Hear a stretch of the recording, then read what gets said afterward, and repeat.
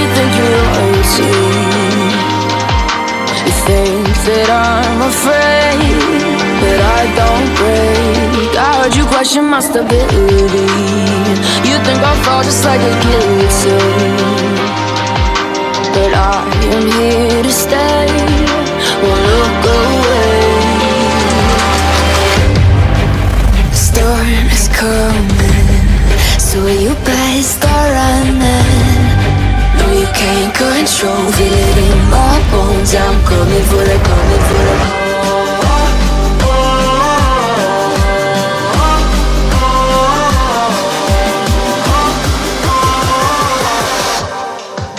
I'm coming for the throne.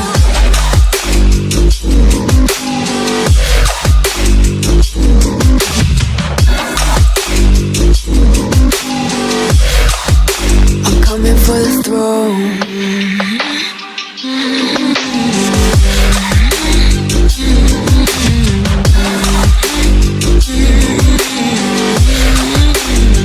So you wanna be my enemy? You should've known I'd never kiss the rain.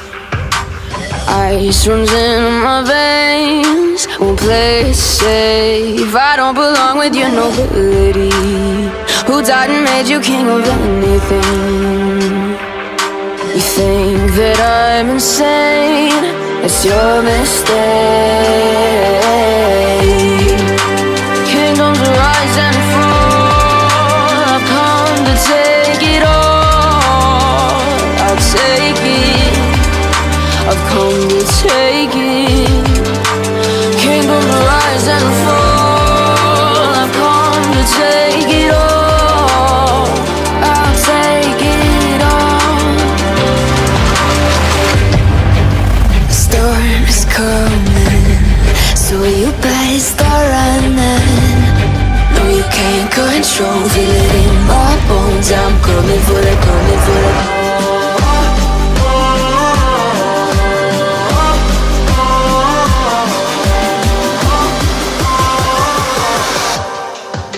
I'm coming for the throne.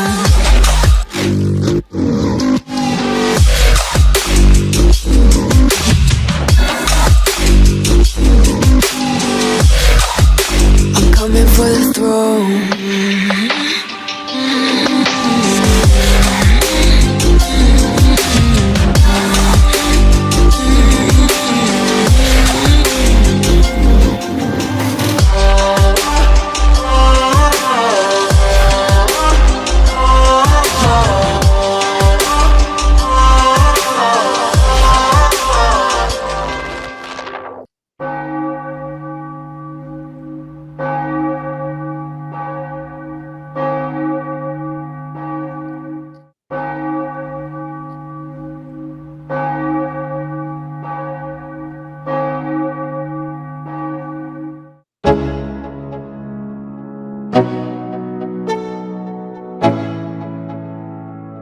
Let's go.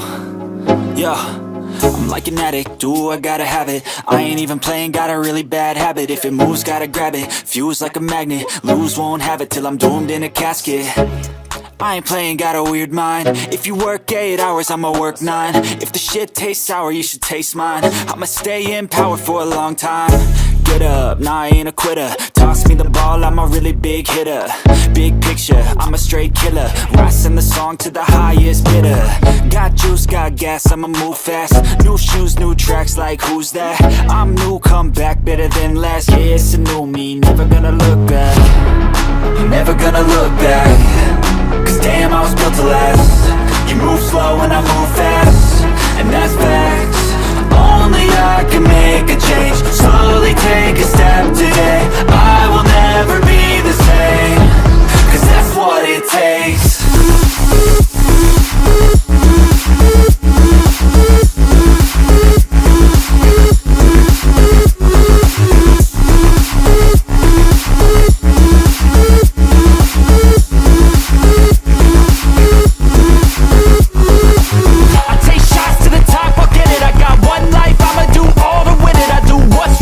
Till I fall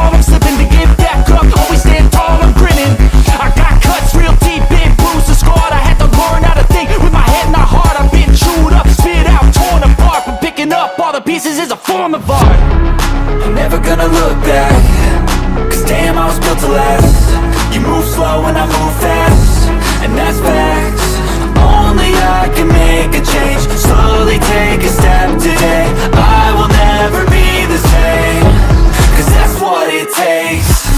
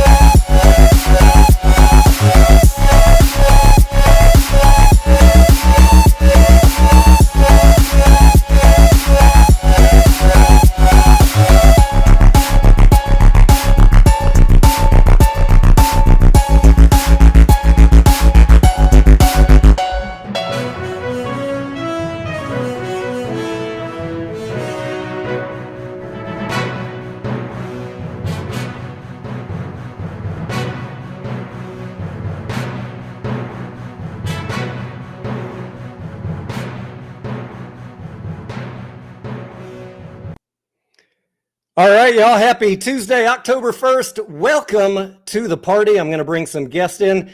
If you are just tuning in, put the kids to bed. This is going to be an adult party. There might be some drinking. There might be some celebrating. There might be a little bit of smoking. Remember, a month ago, I told you guys if the domestic box office. Oh, by the way, this is a domestic box office celebration. I told you guys that if the domestic box office beat my expectations, which I had forecast Q3 to come in for the industry between 2.4 and 2.6 billion dollars, I told you that if it beat those expectations, we would have a little party. You guys have been doing a lot of work going to watch movies. I know I have. And let's take a night off and celebrate. Look at this. Do you guys remember the shills back in July saying that this quarter was going to be an absolute shambles? How wrong they were. They don't follow the movie industry. They don't know what movies are coming out. We called it to an accuracy of within a percent or so. I had guesstimated up to 2.6 billion. We came in at 2.664, beating last year and beating my own expectations. And hopefully you guys go and watch the video that I just uploaded. I gave you my thoughts for what Q4 is going to look like. I think it's going to look just this good as well. Maybe better. I know some of y'all are hoping for better, but we'll see. Let's bring in our guest tonight and get this box office party started.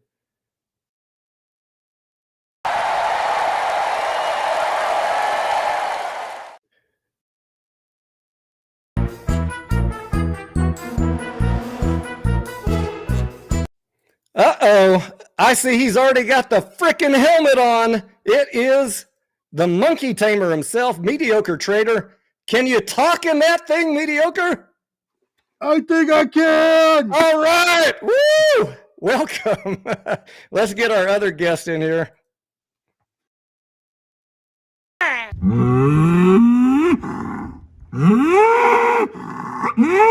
I also like to live dangerously. Mike V, welcome, buddy. How you doing? Our perma bull for AMC. Mike, I bet you've been seeing movies over the past 90 days. I've seen a couple. I'm feeling a bit underdressed, though. You guys are looking very, very yeah, we decided to go all out. It's a party, Mike. And Mediocre, all parties start with music and dancing, Mediocre. Should we do a little bit of that? Absolutely. Let me see what kind of music I have here. Hang on one second. Let's see what we got. Let's do this. Share screen, tab. Champagne pop too. Let's kick off this box office celebration in style, Mediocre. Let's do it.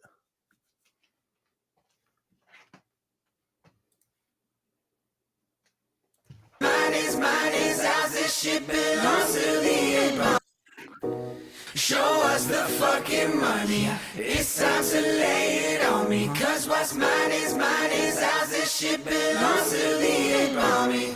Gon' need to see them Benjis. We hungry for them tendies. Give us this day our daily bread. Show us the fucking money. This ain't financial advice, just a little DD to help you think twice. We hold for each other, eyes on the prize. The new floor's 200,000 times 5. I joke, I kid, no, I don't know a damn thing. I'm as simple as Bubba trying to sell some damn shrimp. Can't spell IQ, can't even count to 10. And I eat crayons every day with my friends. I think about Kenny in his ivory tower, shaking in his lily boots as the apes overpower. Must suck to lose to monkeys, so dumb. But you made your bed and you got nowhere to run. I'd love to be a fly on the wall when he makes the prize fall. And he watching as we keep buying more. You forgot we on the float blind, 2 hours old. Lie, stop breaking the law, asshole. Show us the fucking money. It's time to lay it on me. Let's Cause go. what's mine is Let's go, Gon' need to see them Hey, bitches. you gotta love the strong box office, right, Mike? Give us this day our daily bread. Show us the fucking money.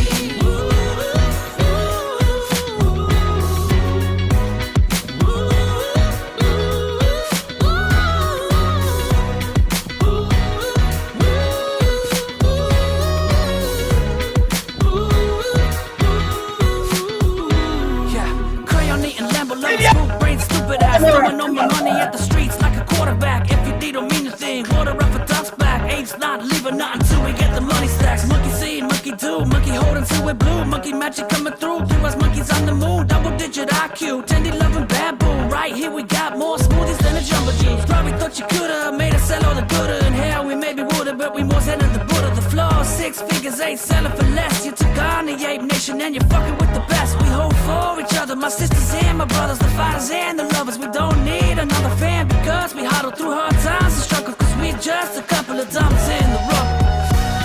Show us the fucking money. It's time to lay it on me. Cause what's mine is ours. This shit belongs to the army. Gon' need to see them Benjis. We hungry for them tendies. Give us this day our daily bread. Show us the fucking money.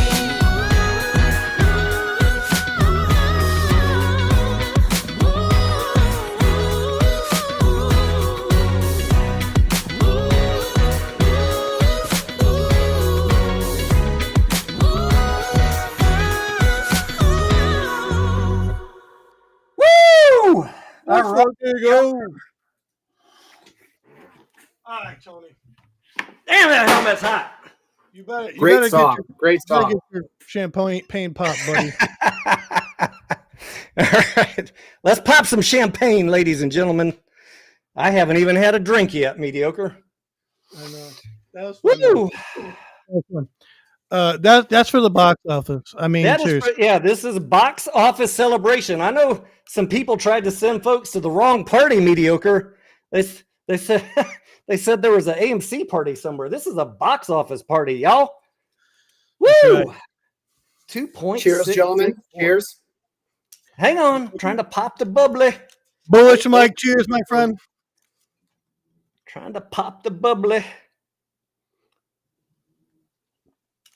Hopefully I didn't just shake the bottle up where it goes all over the place. Let's see.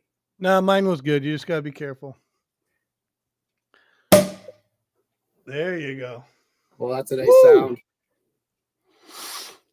Ah. What kind of champagne you got? I got the Prosecco, baby. I got a French Brut. The brand is Ayala from, I think, the northern part of France. Not sponsored. Hey, to all the haters of the movie industry, there's so much more to come, bitches. Cheers. Cheers. Salud.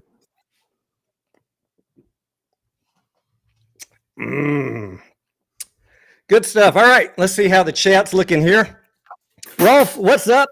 Anya, how you doing? Sparky's in the house. Andre, welcome. Headstock Hiram, what's up, buddy? One Stop Print Shop, howdy. Baby UFO does the moonwalk. All right. Vinny Verse, cheers. Let me put some chat up on the screen here, and let's see. Captions. No, I don't want captions. I want chat. Here we go. Mike, how you feeling? I haven't talked to you or heard from you in a while. Tell us what's on your mind, amigo. I'm feeling good. Box office is good. Looks like it's going to be a profitable quarter for many stocks in the movie industry. So looking forward for the next in about 5 weeks from now to start hearing some earnings and see where we're at. Early November, we're expecting the movie companies to report earnings. Mike, do you have any thoughts about Q4 box office? Let's talk about that, because I already hear the fucking shills in the shorts and the dumbasses saying it's not even going to get over 1.8 billion. What do you think Like, about their the box accuracy rate for predicting Q3 was pretty horrible. I can't believe they already are nailing themselves to the cross with predictions for Q4. What do you got, Mike? I already put my number out on a video about an hour ago. So I will put it out there. I expected about 2.7 billion, so I was a little bit on the high end. I'm being conservative, as I often do, Yeah. and I'm saying 2.4 to 2.6. But I will tell you, as I was going through all the movies for Q4, as I did for Q3, and putting all my estimates using all of my super secret contacts in Hollywood, you know, because I have a long history as an actor. I came up with about 1.8 billion from the wide releases in Q3, and then we add all the limiteds for Q4. Mike, all the wide releases, my estimate is 200 million higher. So if you kind of use that pattern, if you use that pattern, you might be exactly right, because I'm already 200 million ahead of where my estimate was for Q3. But there's some of these movies that we have high hopes for, the tent poles for Q4, that I'm not quite certain about. So I'm going to ratchet down my prediction to be safe. Yeah, so I use hsx.com for movie estimates. So it's a little game website where people bet on the domestic box office of different movies. They trade them like stocks. So really? it's a good website. Wait, you have another place where we can speculate on the industry, Mike? What is it called? Yeah, 100%. There's no money involved. It's just it's a free game thing. So it's called hsx.com, and the movies trade as if they were stocks. But what I really enjoy about it, it crowdsources information from thousands of people that are interested in movies to kind of guess where domestic box office will end up for these movies. So going through that source and looking through what we have in Q4, it looks exactly the same thing. It's about 200 million higher than what Q3 came out to be. So, but I was high, and I tend to be a little bit aggressive with my movie. You were high when you were like reading the website, or? No, I was high on Q3. Oh, on your estimate. Okay. That's not good for you. Try to live the clean life, get some favors from the guy there. But when I looked at Q4, kind of compiled all the numbers, I'm seeing something there. So right now I'm going to say I'll go higher than you. I'll go 2.55 to 2.75 for Q4. Beautiful. Well, I mean, Mike, you and I are often in the same ballpark, and we're usually pretty accurate. So I like your number, Mike, and good luck to us all. I will be doing my part to continue watching movies because A, I enjoy them, and B, I like supporting my investment. So, but the really exciting thing, Tony, is, and it's not impossible. It's an outside chance, but it's definitely probable. With a 2.78 domestic box office in Q4, we have a higher yearly domestic box office than we would in 2023. I thought it needed to be around 3 billion to surpass 2023. No, we're at 6.2 billion right now. So if we get to 2.8 or close to 2.8, we're just over 6.2. That means a 9 billion domestic box office in 2024 with 2 quarters of strikes, which would be unbelievable. Not saying it'll go there, but I'm saying it's not outside the realm of possibility. I'm going to put up the screen and check your math, Mike, because I want to have a drink to that if that is correct.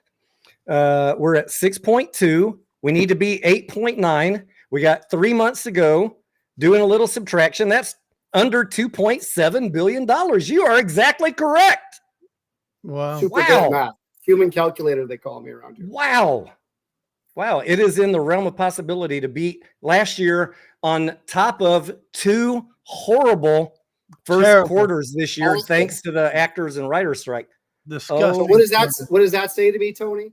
That when there's content, there is demand. Let's go, Mike! Experience. Let's go!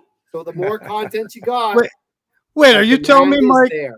Mike, are you telling me people actually want to go to the movies and see the movies? So Mike, are you telling me that this industry has increasing revenue? How does it go, Mike? Up and to the right. To the right. Up and to the right. My favorite saying, up and to the right. Right.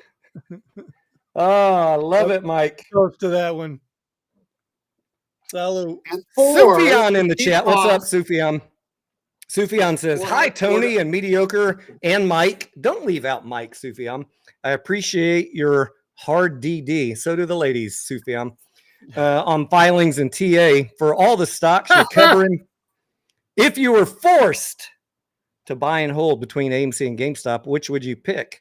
I mean, that's a tough call, Sufyan. It's a tough call. One industry has increasing revenues and one has declining revenues. One company has an upside down balance sheet. The other has $4.6 billion in cash. How do you pick? I'd probably look at which one is undervalued compared to overvalued based on earnings per share forecast. That's what I would do, Sufyan. I mean, Sufyan, I'll say this. I mean, there's a couple boob tubers out there that one of them said, I think it was last night, said that, traders don't make no money. We're just trying to get even every day. And then I got another boob tuber that just says that I'm some sort of trust fund baby. So I don't know, Sufyan. I just trade stocks, man. I don't show no receipts or nothing. I just, Mediocre, do you have a top trade of the week so far that you want to talk about? Because I do. To be honest, I haven't traded this week. I'm going to share both a personal success and failure in the same story. Can I do that? Absolutely. Our friend Jerry P., Mr. Powell was talking yesterday. It was yesterday, right? Already feels like a week ago. Yeah, it was yesterday. And for whatever reason, as we were listening to him, you saw that SPY start tanking. Yeah. And I was like, I don't hear anything to justify this sell-off. Now, I could have had a trading bot with 7 indicators to perfectly time the entry, but Mediocre, I just use experience, common sense, knowledge of the economic data, listening to what Powell said and looking at the chart. And I picked my entry, Mediocre. I was talking to you guys in the Discord live as I did it. I told you before I would do it that I was going to do it. Do you remember that? I do. I remember. And what did you tell me? You said, Tony, you're fucking nuts. I'm going to buy calls. I said, well, you're fucking crazy because, hey, I wasn't sure what was going to happen yet. But that 5 minutes later, it came down. Up and to the right. Yeah. 5 minutes later, it went up. And I made over 50% gain in about 30 minutes. I traded out because, guys, I want to always model the same thing that I tell you guys. When you have a healthy profit, take the fucking gain. The chart was starting to top out. It was starting to curl back under. And that's typically what we look for. All of us in the Discord are like, this thing's topping out. And the safe thing to do, you just made 50% in 30 minutes. You just beat the SPY in 30 minutes. You just beat the SPY's returns for the year in 30 minutes. Take the fucking money. Now, I took my money and I went grocery shopping because I needed to go buy my champagne. I was like, all right, I had a good trade for the day, kind of done. Everything else, the rest of my portfolio is just on coast. Hang on 1 second, Tony. Well, Tony's at the grocery store. I got the big wooden spoon and I'm stirring the pot, you guys. Yeah, Mediocre's like, Tony, you don't want to know what the SPY's doing. I was like, what is it doing? He's like, it's curling back up. I was like, tell me, go ahead. He's like, Tony, you'd now be up over 100%. I was Oh like, God, son of a fucking bitch. So yeah, that was a brutal run up.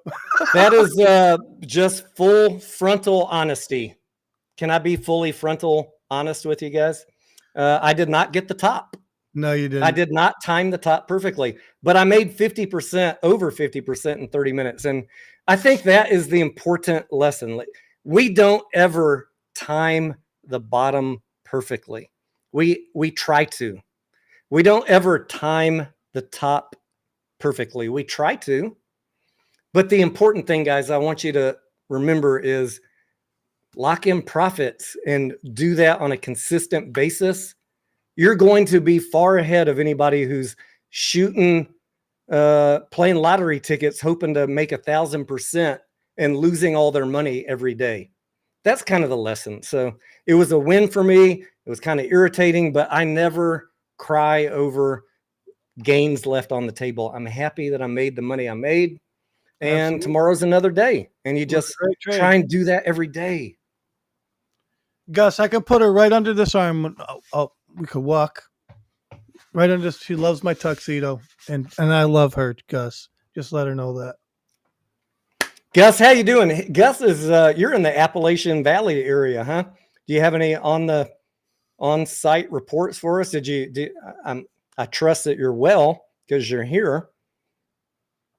Gus, how are things? And our thoughts and prayers to everybody out that direction, North Carolina, Tennessee, or I don't even know how many states got affected, but holy crap, man. It was a massive storm, Tony. It was bad. Horrible. And I know there's some other world events going on in Israel right now. Our thoughts and prayers for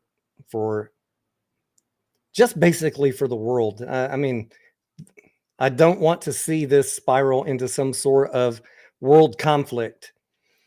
And guys, as far as your trading goes, keep up with current events because you might need to take some hedging, play to protect your portfolio if things spiral out of control. That's up to you and your risk tolerance. Tony, Gus said he got 3 roadkill dinners today. I love it. And I had to cook them over a fire in the backyard in a barrel because we don't got no electricity. He got himself some possum. I had a possum in my backyard a couple nights ago, Mediocre. I hadn't trapped that fucker yet, but I'm trying. Not to eat him, though. Not to eat him, to relocate him, because I don't want him getting in the chicken coop in the middle of the night and killing my keto egg-laying chickens. So, Mike, what do you think, man? What do you think for Q4? Like, are you excited? He said 2.7 billion, Mediocre. Did you see? Did you see how much profit we stand to make? Should I put that screen up here? I mean, I want people to go watch my video, but maybe I should put that screen up here and then let Mike comment. Mike, do these numbers kind of like correlate with what you were expecting at all? I don't know if you had a chance to see my video. Yeah, actually, I did get a chance before I came onto the stream, and I made a comment. And your middle of the road number is sorry, I said 53, but it's 55. So your middle of the road number is $5 million off my middle of the road number, 15 cents EPS on 361 million shares. How do we always do that, Mike? I don't even talk to you. We do independent analysis, and you always come so close to what I'm looking at. Mike, are you telling me you have your own spreadsheet and you do your own due diligence? Is that what you're trying to tell me here? 100. I wouldn't be here if I didn't. He's a fucking human calculator, Mediocre. He don't need no damn spreadsheet. He just does it in his head. I'm the dummy. I got to have a spreadsheet. Mike's like, oh, yeah, 55 million. I can't listen to a couple of guys on YouTube wearing tuxedo shirts. I got to look at my own information. Come on now. But yeah, no, it's uncanny how close our estimates are every year, and we built our spreadsheets completely independently. So yeah, the numbers look as much as Mike, as much as you are way more bullish than I am. I appreciate that. This, look, I'm optimistic. You're optimistic, but like at a different level than me, which is cool. We're both optimistic. And, but despite that, we still come so close to the same numbers for like the short-term quarters. And we've mostly come right spot on to what the company actually announces. So I love it. Well, the reason I'm so bullish too is I'm looking 3 years out. I think there's serious potential that tickets sold and box office recovery goes to pre-pandemic levels, goes to 1.25 billion tickets sold. So if we start getting those numbers in 27 and 28, that's like a domestic box office of over 13 billion and a valuation on AMC that's through the roof. And that's without any debt pay down. So, for me, this is like some people are trading it back and forth. I find that's too risky for me. I think the stock gets marked up eventually. Some people, I think he's looking at us, mediocre. Yeah, well, maybe, yeah. But you guys have your different styles, so that's fine. For me, as long as it's below a certain price, I'm just adding. When it gets above a certain price, I'll be holding. And then when it gets to a certain price, I'll be trimming. So you tell me you have a trading strategy, Mike. Is that what you're telling me? Yeah. I talked to some guys in a trailer park and they told me what to do. So he gave me a trading strategy. Mike, I just want to be clear for everybody that hates on us for how we trade this stock. There is a point where if I get a low enough entry, I will hold it as long as it takes, as long as I'm still bullish on the future. You know what I'm saying? I just love accumulating. I'll just say it. Excuse me. And I'm the same way. Refresh my drink. I'll be right back. All right, mediocre. We'll see you in a second. I'm going to put up my tab here. I'm going to put up my tab of Here's what I'm looking at for AMC. By the way, Mike, I don't know if you know, Mike, I own a couple of other movie theater stocks, not Cinemark. They are the devil. Mama says Cinemark's a devil. But I like Cinemark, but I think Cinemark's reasonably valued. I don't think they are. I mean, look, they're financially they're doing okay. But I own IMAX and one other smaller movie company. I'm up 30% on both of those. AMC, my cost basis is currently around right under 440. So I'll be looking to add if we go down into these demand zones. You can see my buys here. I've been holding, Mike, since August 5th. Yeah. I famously sold in the run up to 12 back in May. Yeah, and just as a different strategy. So like I have a legacy position. So basically, when I got into this with all the hype back in the day, and I got my principal out at a decent price, but still held legacy shares because I thought there was a potential for a squeeze there. Never happened. And, I wish I would have taken the strategy that you guys did, but it is what it is. But I've been dollar cost averaging in since the beginning of the year. And my average is a little bit higher than yours. It's somewhere about 530 right now. But like I said, I think at these prices, I'm going to be doing much better than S&P 500 over the next 2 or 3 years, especially if the box office continues going the way it's going. Yeah, I want to be clear, guys. As we're talking here on the show, we're telling you what we're doing. We're not providing any instructions. We don't. You guys do whatever the hell you want. You're here to listen to us about what we're doing, and I can't stress enough that this is at the moment, and has been for the last 3 years, as you heard from our boys, Maddie and Trey, back in the day. What did they say? Don't invest what you can't afford to lose. I remember them saying that about 1,000 times. This is a speculative trade because the balance sheet is still upside down. I expect, as I tell my Discord every day, they're probably tired of me saying it, expect more debt for equity swaps because management is telling us they want to fix the balance sheet. But all of that aside, we can still make intelligent decisions based on our expectations for box office profits, how the market is looking at the play. Do we think that we could get an edge on them if they're being too bearish? I mean, I've traded this thing profitably at least 3 times this year. And people say you can't make money. You can't make money on AMC. Mediocre. We've been making fucking money on this play the entirety of 2024. Anybody in my Discord, tell me we're wrong. You guys have been doing it too.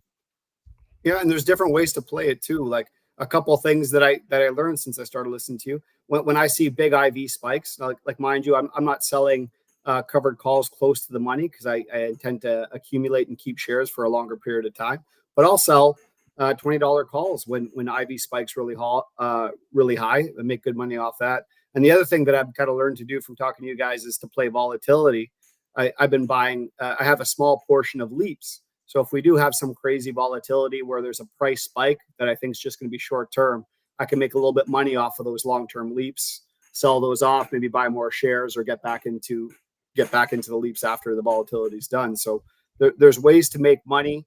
And if you have a more apish mentality and you're kind of like more buy and hold like me, because I see the future of the box office, there's ways to still increase your position and do it smartly, right? I have no problem with anybody's trading strategy, whether you're doing buy and hold, whether you're trading it, whether you're doing the wheel like we do, where we sell options to try and get an entry. And then once we have shares, when we have shares, we're selling options on that, covered calls to look, hey, selling covered calls while it's trading sideways like this is a great way to just make a little extra money while it's trading sideways. And there's a lot of have a strategy so you don't get smoked, right? Have a strategy, and hopefully you can appreciate that some of us have different strategies. We love all of you, and I don't hate on anyone, whatever your strategy is. I'm just going to be honest and tell you, I had one strategy from 2021 to 2023, and then I had to change that strategy. That was just my choice. You guys can do whatever you want, but I will always tell you exactly what I'm doing. I mean, I know Mediocre is even more blunt than me. Go ahead, Mediocre. Yeah, I didn't trade from 2021 till 2023 AMC, but I traded other stocks, right? I held, but I'm a trader. I like to trade. I trade almost every day, different stocks, whatever. And I love to play the wheel strategy. It is what it is. I don't hate AMC. I don't like when people are like, "Oh, you're not holding it." I'm a trader. I'm doing what's best for me, my 5 whys, my wife and my 4 children, and that's what I do. That's it. I don't care. What you guys say doesn't matter. Yeah. And you know what? You guys provide great information all the time, and how you trade and what you do with your money is no one else's business. So unlike most of these flim flam artists on social media, you guys fucking know I'm going to the movie. I'm going to the movies a lot. I post it every time I post movie reviews. I spend a fuck ton of money on food and drink because we're old over here. We ain't trying to go out clubbing, but we'll go have a beer or two at a movie. Going out tonight in our tuxes, baby. Yeah. But I mean, sometimes we say yourself, at home, gentlemen. I enjoy a nice club night once in a while. What, Mike? Like, is there an AMC on the moon there? Is there an AMC on the moon there, Tony and Mediocre? Because with those space helmets, look like you guys are going straight to the moon. Here you go see a movie. Yeah, buddy. Going to the moon. Should we play another song, Mediocre? My portfolio is going to the moon. That much I can tell Mediocre, you want to play another song to celebrate the box office? Whatever you I think he's saying yes. I think he's saying yes. All right, let me see what I got lined up here. Hang on one second. Mediocre wants to dance. All right, Mike. We'll see you back in a second. Let me find. Let's party to our portfolios. Party for portfolio. What song did we play before? Going to the Moon or Show Me the Money? What song did we play the first time, Mediocre? I think we played Show Us the Money, right? Gorilla. I forget the name of it. It was funny, though. Somebody in the chat, help me out. Which song did we play in the beginning? Show Us the Fucking Money. Or did we play We're Going to the Moon?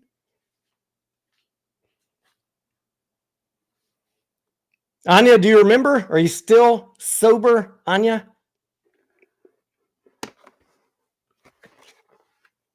Manicio says, I only go clubbing in Thailand. Anya says we played Show Us the Money. So let's play Going to the Moon, Mediocre. You got your helmet ready? Yeah, this one's my favorite. It's my favorite. Really, you gonna get involved, Mike, or what? You getting this one? Hold on. I like to dance. Cheers, people. Cheers to everybody. Let's go. Let's fucking go. Going to the fucking moon.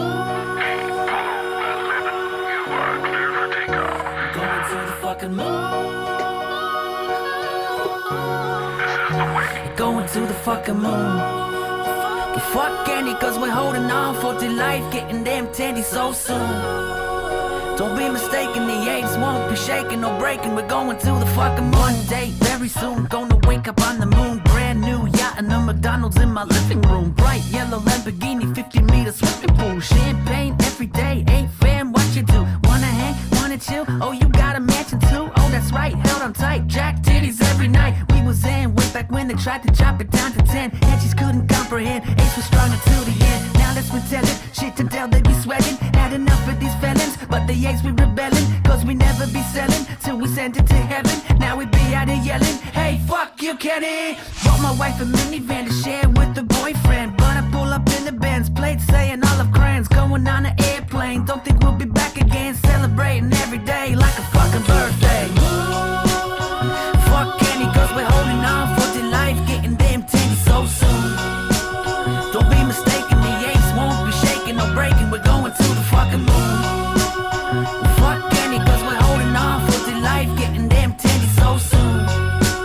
Don't be mistaken, the Ace won't be shaking or breaking. We're going to the fucking moon.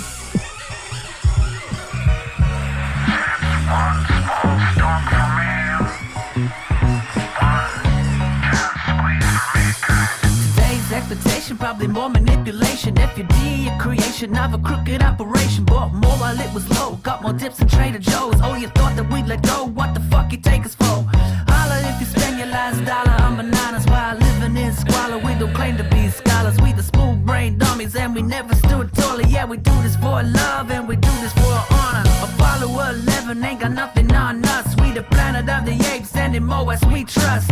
MOASS, hell fucking yes. Gonna send it into space, go fire up the jets. Done my DD, call me Elton John, Rocket Man. This is the way, gonna be gorillionaires. Ground control to major time, we about to have liftoff. Call us Neil Armstrong, gonna keep holding on. Fuck Kenny, cause we're holding on for dear life, getting damn tangy so soon. Don't be mistaken, the Ace won't be shaking or breaking. We're going to the fucking moon. Fuck Kenny, cause we're holding on for dear life, getting damn tangy so soon. Don't be mistaken, the Ace won't be shaking or breaking. We're going to the fucking moon. We're going to the fucking moon. We're going to the fucking moon. We're going to the fucking moon.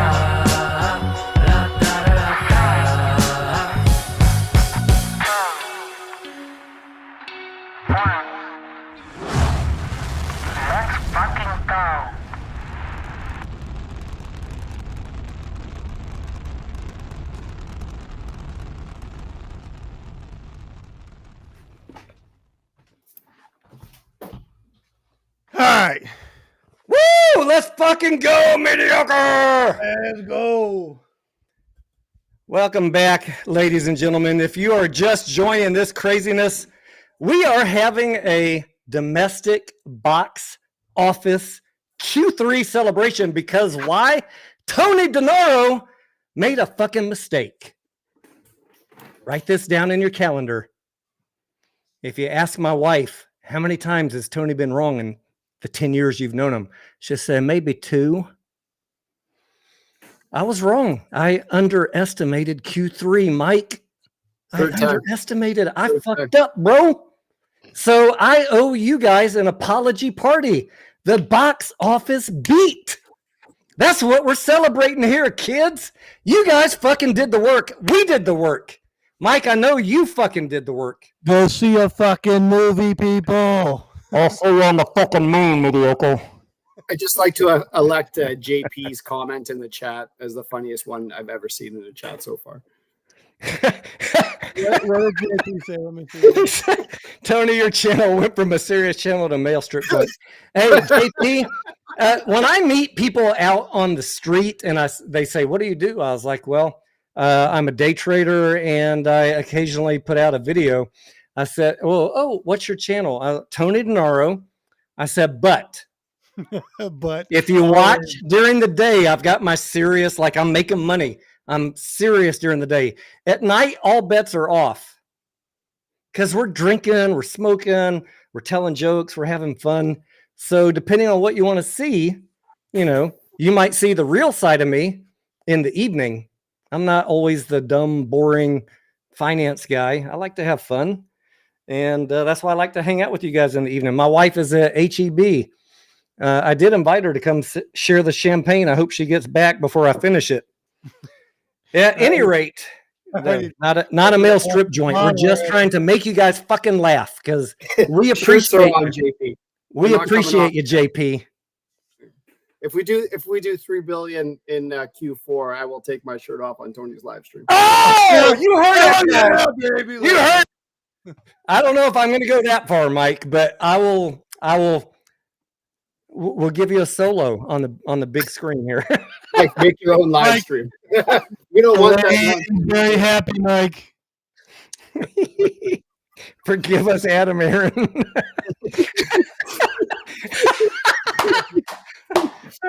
Adam, we're ready. We're ready to go to the Let's moon. go. The chat is hilarious Like- tonight.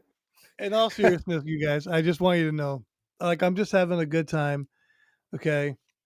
Fundamentally, things are getting better with the company, and I appreciate that. And I thought it would be funny to share with you guys. And you know what? If we get a price appreciation because of box office, that's a good thing. That's what I'm looking for. And mediocre, what if the price doesn't go up between now and November? Do you think you'll care? I won't care because I'm still going to make money. But Exactly. I care for all of That is you. the I fucking care for hilarious all of thing, you. guys. We don't fucking care because our cost average, if you've listened to the DD on this channel over the last couple of years, you know how we've traded this. It doesn't matter to me what happens to the price. If the price never moved, you guys, I would never care. If the Just price tell- never moved, mediocre, you would still be making money. And I know that for a fact because I watch you do it every day, and so do I. But I will say, And this, guys, I- if you want to part of it know, is- if you want to know how we're fucking doing that, don't be a hater. Just come ask questions, join the Discord, watch the wheel videos. They're free on YouTube, not just on my channel, but on many people's channels. listen, here's Well, the truth. And even and part of the excitement too is like even for me, like I've been arguing AMC's forward-looking thesis for months, if not years, and it's nice to finally see it come to fruition. Like we Even knew if we you're were a going to hater. get there, but it was And just it's nice to, I bet, the Mike, time it's to get nice that you found a home like us of people that appreciate you. Yeah. oh, hey, yeah, Even if yeah. you're a hater, I'm of me, just You guys teasing. are I'm great. sure you have a lot more friends common than us. sense filled.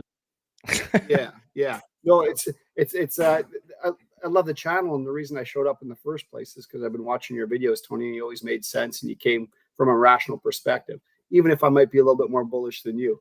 But that's right. you know, what, Mike? good We need information that you're too, putting right? out, so it's great, and that's what I like, right? That's And the thing. I've Is had my we, learning process too.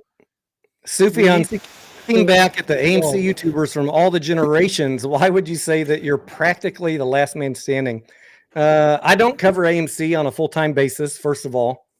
I make videos when I have time, and I don't have a lot of time to make videos, period. I do a couple per week, Sufyan. Couple videos per week. I'm far from a full-time YouTuber. But, I just want to take this opportunity to remind you guys, I was right there with you in 2021 in the first run-up in May and June. I made a lot of money then on call options, and I was so mad at Trey and Matt for telling people to keep buying calls and not selling, because I was selling those call options, and I don't know how much I made, close to 6 figures.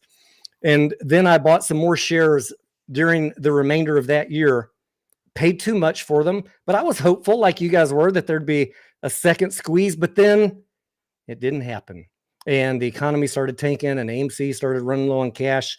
And then they announced the ape, and we had to change up our approach to this stock. When you're just betting on a short squeeze, you don't need to worry about the financial statements. But guess what? We had to.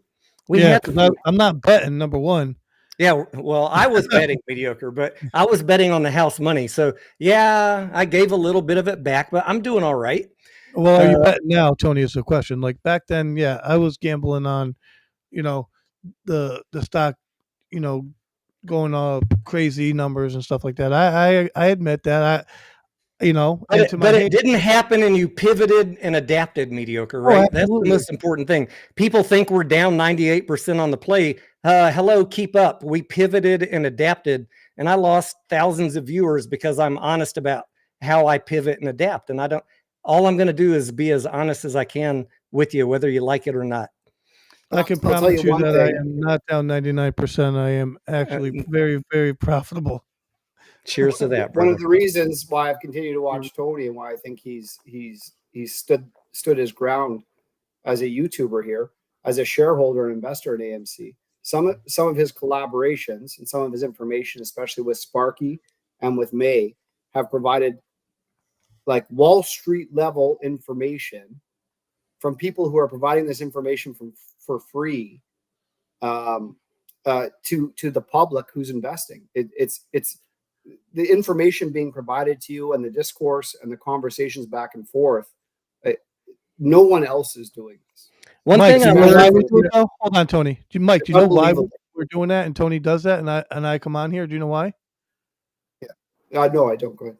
Because I think that the apes have gotten seriously hurt by what had transpired and misinformation and such. I'll say it. I don't care. I'm very blunt about it, but I come on here because I don't like to see people get hurt that way. I want to see people win. That's why. people always try and pin me to the wall in my video comments. Tony, how come you don't talk? Someone is asking me today, Tony, how come you don't talk about Citibank and Bank of America, shorted, you're not yet covered, blah, blah, blah, blah, blah. Like, guys, if I found over the last 3 years that something that was in the community actually helped improve my profitability, I would talk about it. But you know what? 90% of what people are talking about doesn't fucking matter. They're using you for clicks. They're using you for clicks. The only thing that matters is the financial statements and the trajectory of the industry and understanding what the company's plan is. And that's the frustrating part because corruption's obviously out there. Like Yes, you got, it is. JP Morgan's Mike, I don't disagree with you at all. You get charged for gold and silver for like 25 years or something. Like this stuff is out there. We can believe in that all day. It's definitely happening. We have evidence of it happening, but does knowledge of that help you make money? 100%. That's all I'm saying. Don't twist what I'm saying, guys. Look, they're going to push the price down to what they consider fair value, and we don't have the fucking power to change it except in rare opportunities. So you better know how they're looking at it. Then you can, whether you're talking AMC or GameStop or any meme stock, understand how they are looking at it and valuing it. I'm battling with the GameStop people right now just to say, hey, you can have your beliefs, you can have your conspiracies, you can have your speculation. I don't care. That's cool with me, bro. But understand how Wall Street is valuing it because they're going to try and push it down to that. That's why I keep on buying GameStop cheap and selling into run-ups because I'm just looking at it like they do. Yeah. It's really, really simple once you unplug from the matrix of social media. And I'm as bullish as you guys are on the long-term prospects of the industry. Don't ever get that twisted. I'm right there with you. I'm spending my money. All these people talking AMC, blah, blah, blah, going to the moon, shorts are scared. How many fucking movies have they gone to? Meanwhile, I'm going to 3 or 4 a week. I went to, 15 or 20 movies in the last 30 days. Tony's forever in the fucking movies. I don't know how much on Close drinks. to more movies than me. Yeah. Fuck all those clickbait or dipshits. You guys want to listen to him? Go ahead. I'm going to tell you guys, Tony leaves the fucking Discord almost every day or every other day to go see a fucking movie. Sometimes 2 in a day. Like he sat through 2 fucking movies the other day. I said to him, Tony, what the Sunday. I can't do that shit. Well, you don't have a theater near you, mediocre, so I'll forgive you. I don't have an answer. I'm not just doing it because I'm not a one-man army that can save this stock, all right? I don't. Look, I enjoy movies. I always have. Always have. And, but Tony, you know I've driven over an hour to go see movies. I have. Yeah. just to go to an AMC theater. But the Yeah, other look, thing, if you're mediocre, an investor in a company, I if kind of you- look if at you it as involve- due diligence. Like, okay, I made a forecast on this movie. Is it as good as I thought? For me, it's partly DD. No, and I appreciate It that. helps me decide what to do with my investment. Is this movie going to suck, or is it going to be better than I expected? I agree, and I appreciate that because it's a better insight. You know, like there was a movie that you told me, man, I don't know how good this movie's going to do, right? Because you went to see it.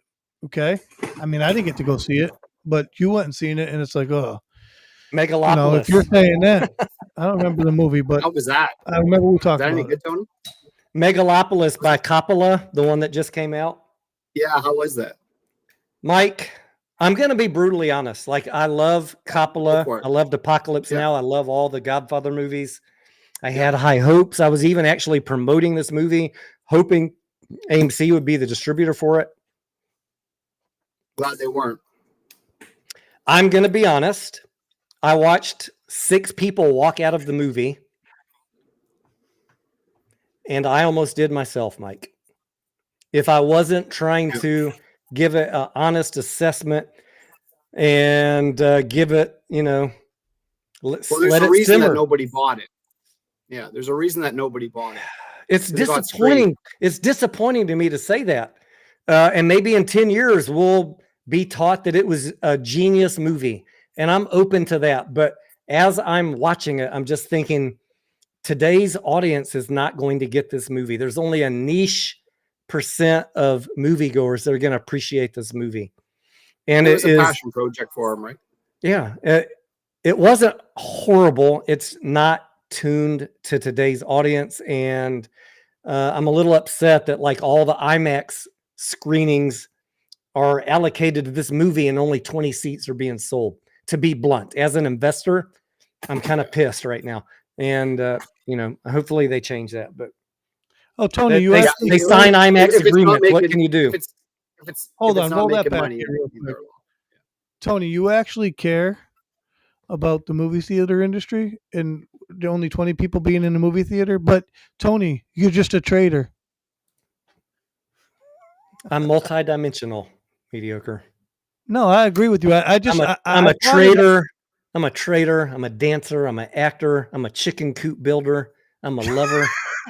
I mean, I'm a corporate job person for 15 years. I'm a future graduate of the Series 65 FINRA test. You can't even pin me in a box, mediocre. Listen, I'm saying this for the audience though, seriously though.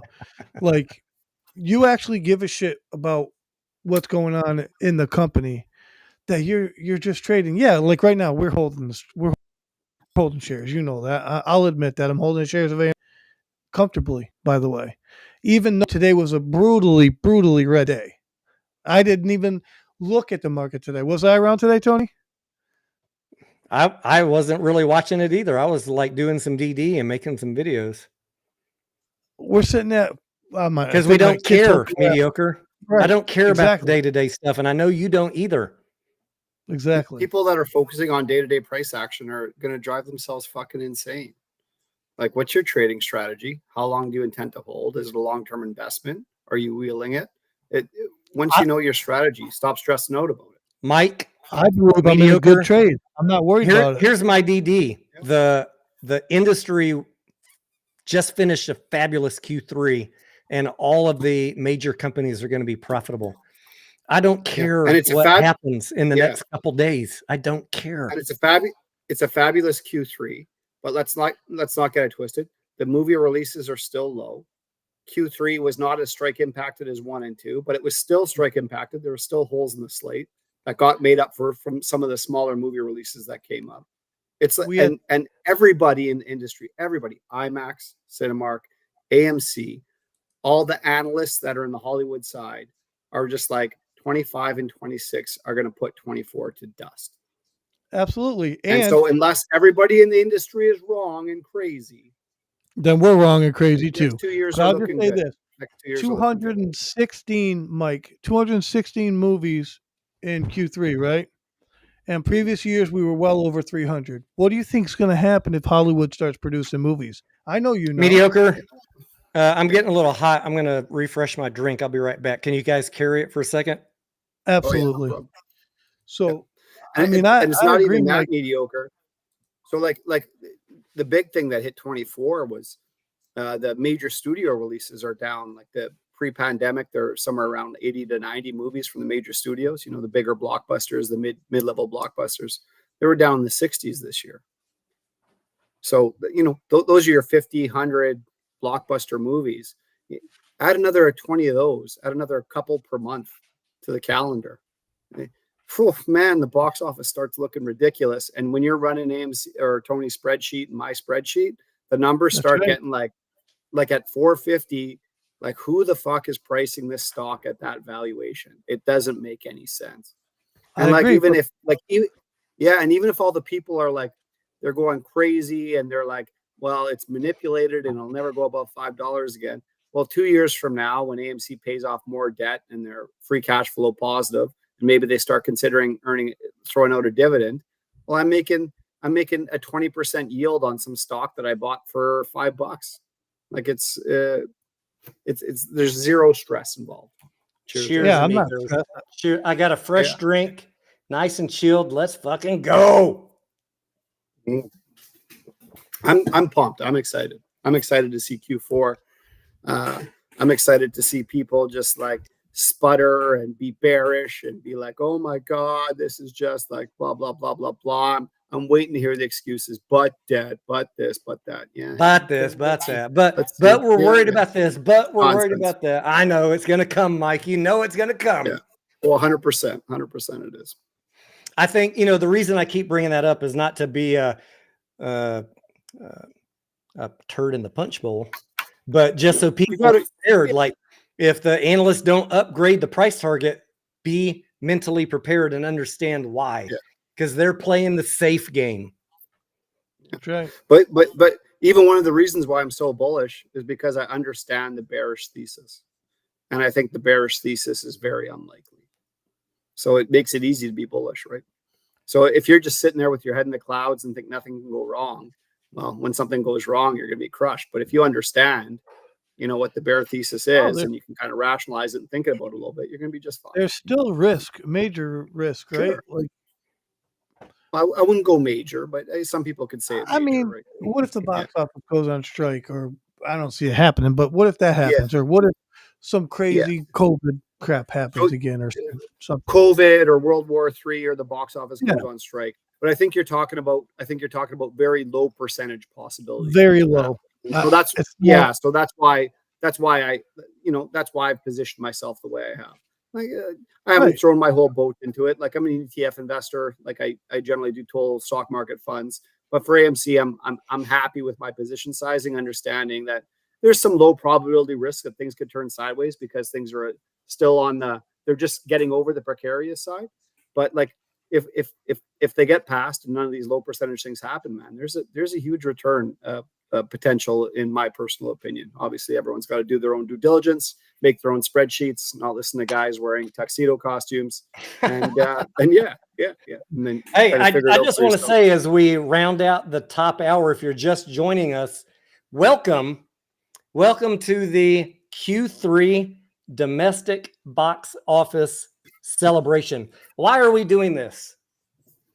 Because I made a bet with the people on my channel that if the industry box office beat 2023, I would come on here and get drunk, get tipsy, drink some bubbly with you guys, because my forecast for this quarter topped out at 2.6 billion.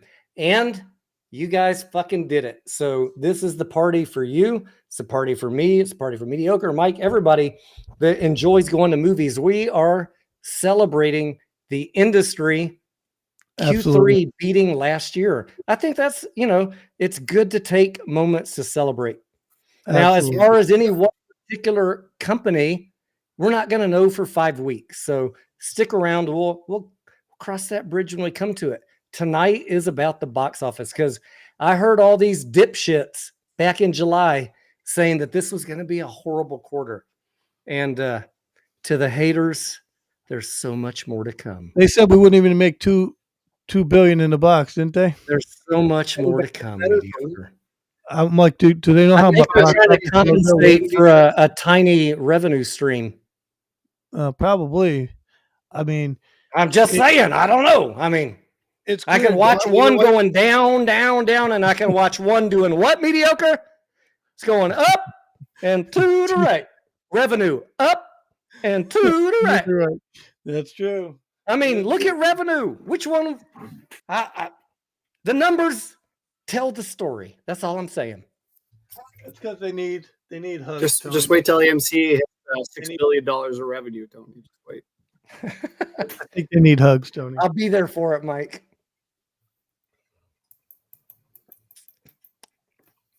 Matt says, Tony, how many kegs does owning the float owe you at this point? Mike and I have we've had 2 bets. We had a bet on, he thought that he was listening to some of the GameStop YouTubers, and Mike's a good guy, but he listens to these fucking dipshits that cover GameStop that want AMC to fail and lie about GameStop.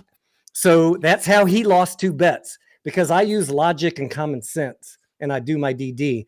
Those other guys just say whatever they can to make you only invest in GameStop, even if they got to lie. The 2 lies the GameStop people told is that AMC was going to get crushed by goodwill impairment. I already knew that was wrong. I talked to multiple CPAs, did my own DD. I bet Mike and he lost. We're social media friends, right? We don't agree on a lot of stuff, but I'm always cordial to people as long as they're not dipshits that enjoy insulting, doxing, lying. Mike doesn't do that. So we had a good-natured bet. I said, hey, Mike, the goodwill impairment is not going to happen on AMC. It already happened. Mike. Things are getting better. There's not going to be any Q4 goodwill impairment. So he lost that one. And then as I do for the last couple of years, you guys know I've been trading GameStop profitably for several years. I was looking at the chart, looking at the financials, looking at the revenue trajectory. I said, this thing is likely to go under $10. And he said, oh no, Tony, I will bet you it never goes under $10. And so we did a double or nothing. And he lost about a week later. It dropped to like 9.96 or whatever. So he owes me a couple cases of whatever. And he recently made another. He's like, I'll bet anybody. What did he say, mediocre? AMC never goes over $6 at the end of the year. Yeah. I think it was $6. I said, I'll take that bet. I don't know if it will go over $6. I don't either, but it could. He said never. He said it won't go over $6 by the end of this year. I said, I will take that bet because on the upside, I get double or nothing of double or nothing. Double or nothing. And on the downside, I get nothing. I mean, he gets nothing. So for me, it was an easy bet. I think there's a 50-50 chance AMC could see $6 at least for a few minutes. And it was a friendly bet. And yeah, I like Mike. I don't agree with him, like I said, on a lot of stuff. He's just, unfortunately, listening to the wrong people. They've poisoned his mind. And how do I know that? Because he's been wrong about everything so far. You want to hear a fun fact, Tony? He shook somebody's sweaty palm and he got a little clammy feeling and he didn't like it. I get it, Mike. I get it. It was probably awkward. I didn't have that experience, but if you had that experience with Adam Aaron, that's cool, bro. But I just look at charts and financial statements and trajectory of revenue, and I do my own DD, bro. So he'll either owe me four cases, or I'll owe him nothing by the end of this year. We'll wait and see. And good luck to you, Mike. I hope I've told you I don't want to collect. It's just a friendly wager. I don't care about collecting, but maybe you get back to zero. Cheers. Is that Roaring Kitty right there, Mike? Yeah, that's Griffin. He's got some bad hips, but he's a good guy. I see the kitty in the background. Where's Doc Zeno? He likes cats. I just want you want to hear a fun. You want to hear a fun fact, though, Tony? And yes, sir, I do. Hold on, Tony. So, I just want to invite the wife down for some champagne if she wants to come down and have some champagne with me. All right, she's gonna come on camera. I don't know if she will. I just want to invite her. We'll see if she comes down. We'll see. Okay, so here's Are you in the basement, mediocre? Oh yeah, I live in the basement next to the where we boiler belong, in the basement. furnace. You know. Do I look like I live in the basement, Tony? I don't Come know. on. You said she might want to come down. So Yeah. go ahead, Mike. You were going to say something? Don't you know I'm a Yeah, trust fund baby? Get your shit together, Tony. He's in the basement of his mansion, of his trust fund. Yeah. So fun fact. So on average, the 10 years pre-pandemic, Q3 amounted to about 25% of the domestic box office, right? So say, you look forward and things don't get any better, and this Q3 is as good as it gets, based on the EPS and the existing flow, AMC's valuation at a 25 PE, based on our estimates, is $15. It's trading at $4.50. Mike, for the people who aren't familiar with doing that kind of valuation, can you just walk one step back and tell us how you did that? I know what you're doing, but I'm going to put out a video tomorrow on GameStop walking them through the same thing. But for those that are still struggling to understand share price valuation, and there's a lot of them, can you tell us how you came to that number? So basically you have your earnings. So that's the amount of money the company makes on the bottom line, your GAAP earnings. And based on that GAAP earnings, you divide it by the number of shares outstanding and you get your EPS. So you're looking at annual earnings, right? Like previous 4 quarters. Yeah. So what I'm saying is if you annualize Q3, because Q3 on average ends up being about 25% of domestic box office. Q4 is about the same. Q1 ends up being about 23, and Q2 is always the biggest quarter at about 27%. So if you de facto use Q3 of this year and use me and Tony's estimates, which are very close, and the EPS numbers of 15 cents. 15 cents times 4 quarters is times 4 quarters. 15, 30, 45, 60 cents. Yes, thank you. Times a PE ratio, which is what normal people use. Nobody uses book value, guys. If you're listening to telling you how to value stock based on book value, run the other fucking way, because these dipshits are lying to you. Anyways, 100%. Mike, let's go back to properly valuing stocks by earnings. Yeah, 60 so cents times 25 PE is what? So you have 60 cents of earnings, and what a PE ratio does is usually stocks get valued at a future multiple of their earnings. So the 20 years or 25 years of their future earnings. For example, Cinemark right now, another stock in the industry, right now its PE ratio is about 28. So if you look at just say Q3, it doesn't get any better, and this is as good as AMC gets into the future. Based on the Q3 earnings, if you annualize that, about 25% domestic box office typically, you have a valuation of over $15 already. And that's assuming things don't get any better, no more debt gets paid down. So we're doing 60 cents. I'm just going to do the math on my calculator. Times 25. Check you, Mike. 60 cents times a PE ratio of 25, which is average for this industry for a profitable company. Wow. $15 earnings-based price target. Mike, 200%. Checks out. 200% from here. So hold on. Are you telling me that we're in the first? This year we got the first profitable quarter, and we'll probably get another one in Q4 here. Yeah. And another interesting fact I will bring up. Yeah, another interesting fact is I'll bring up.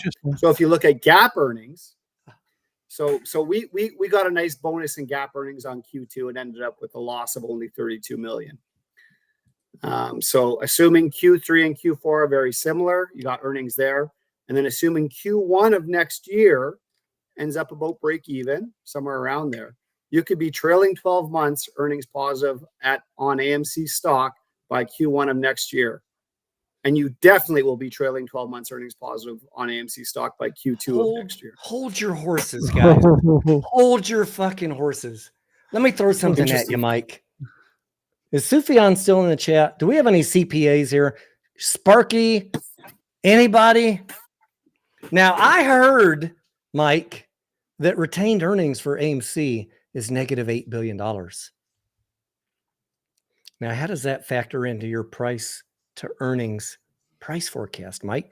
What are you going to do have to about explain that. negative? What are you going to do about negative 8 billion retained earnings? Negative 8 billion retained earnings is in the past. It doesn't matter. AMC got through that. It doesn't matter. What? No, it doesn't matter. What? AMC Why got doesn't it through matter, COVID. Mike? What? It doesn't matter. It doesn't fucking matter. These people on Fucking YouTube lie to matter. you guys because Look they forward, don't got not anything else to backwards. say and they don't know what the fuck they're talking about. How many Look analysts do forward, you not know backwards. that start off their price analysis talking about retained earnings or book value? Not one fucking analyst except dipshit on YouTube channels covering GameStop because they don't know what the fuck they're talking about. Anyone who talks about AMC's profitability looking at 2021 and 2022 and 2023 and not outlining that there were strikes in COVID is a fucking liar. We're not there anymore. That's Mike, I got a over question with. for you. Move We got a forward. bond portfolio manager here saying it doesn't matter. Guys, you don't have to believe me. Like, do your own research, but stop listening to these dipshit grifters on GameStop channels that only want to lie to you about every single other stock in the market. Sparky, get your ass on here. Also, I want to. They will lie to you about every stock in the market if it's not GameStop. I got to ask Mike a question. I'm just a dumb YouTuber, but I have a degree in economics and my minor is in finance and banking. I'm taking a series 65 here in a couple weeks because everybody said, oh, he doesn't know anything. Maybe if I pass a test, one person will think I know something.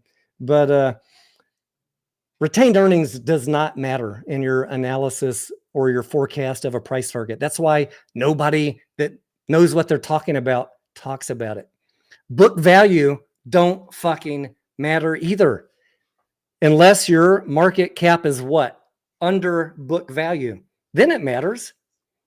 But God, man, these idiots drive me crazy. Oh, let's look at XYZ, ABC, NVIDIA, Apple. Oh, well, their book value is 100 to 1. Therefore, this stock is trash. Gross. What a fucking idiot. How about you look at the earnings? You don't want to look at the earnings of NVIDIA or Apple or Intel or anything because it would embarrass you about how fucking shitty GameStop is. But private equity, Tony. Private equity, bros. Babe, And let me tell you, nobody fucking cares about private equity. They're in the market to make money. 30% of the investments they make don't work out, but 60% do. And they got that factored in.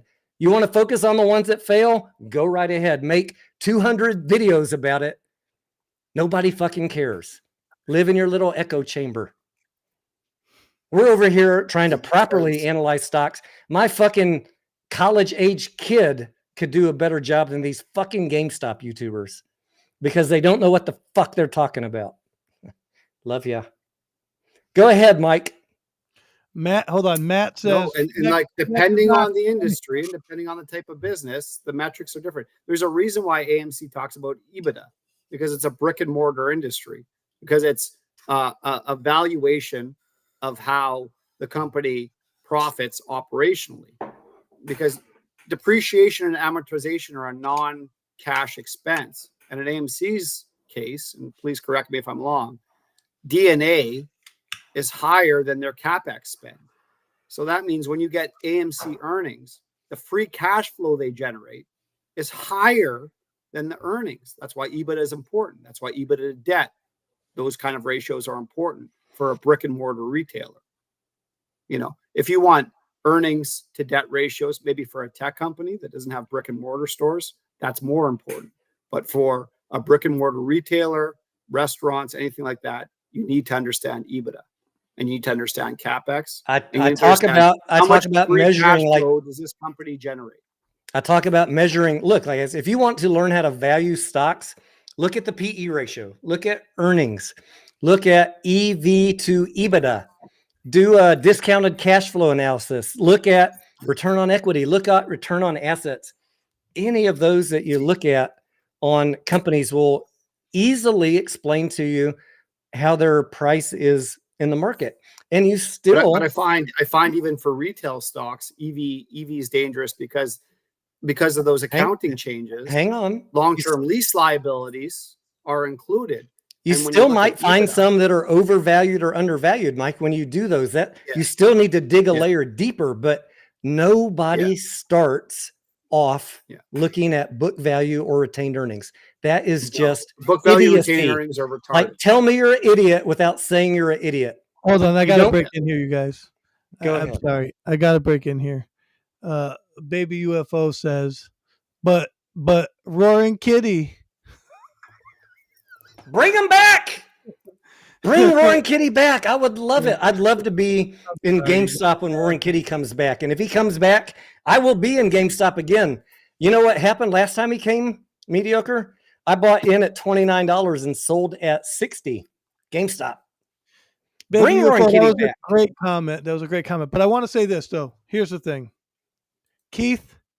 If you see this video and you want to chat with us, I think we could talk some option strategies that you'll really like. We'll teach you how to make pennies. Yeah, just like the GameStop YouTubers tell us, right? Mediocre and I But joke about you this. look back at Roaring Kitty's old videos, and he was talking fundamentals and stuff like that. And Fundamentals. even in his recent, he was like, my risk tolerance is high, and I'm trusting that Ryan Cohen is going to create with a super secret plan, that's too risky for me.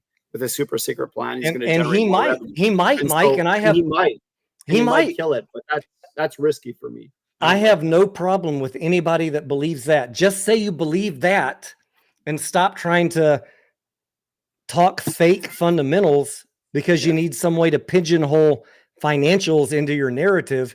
Financials are not part of your narrative if you're buying GameStop right now. You're in it for the squeeze, the Roaring Kitty, the Ryan Cohen. That's cool with me.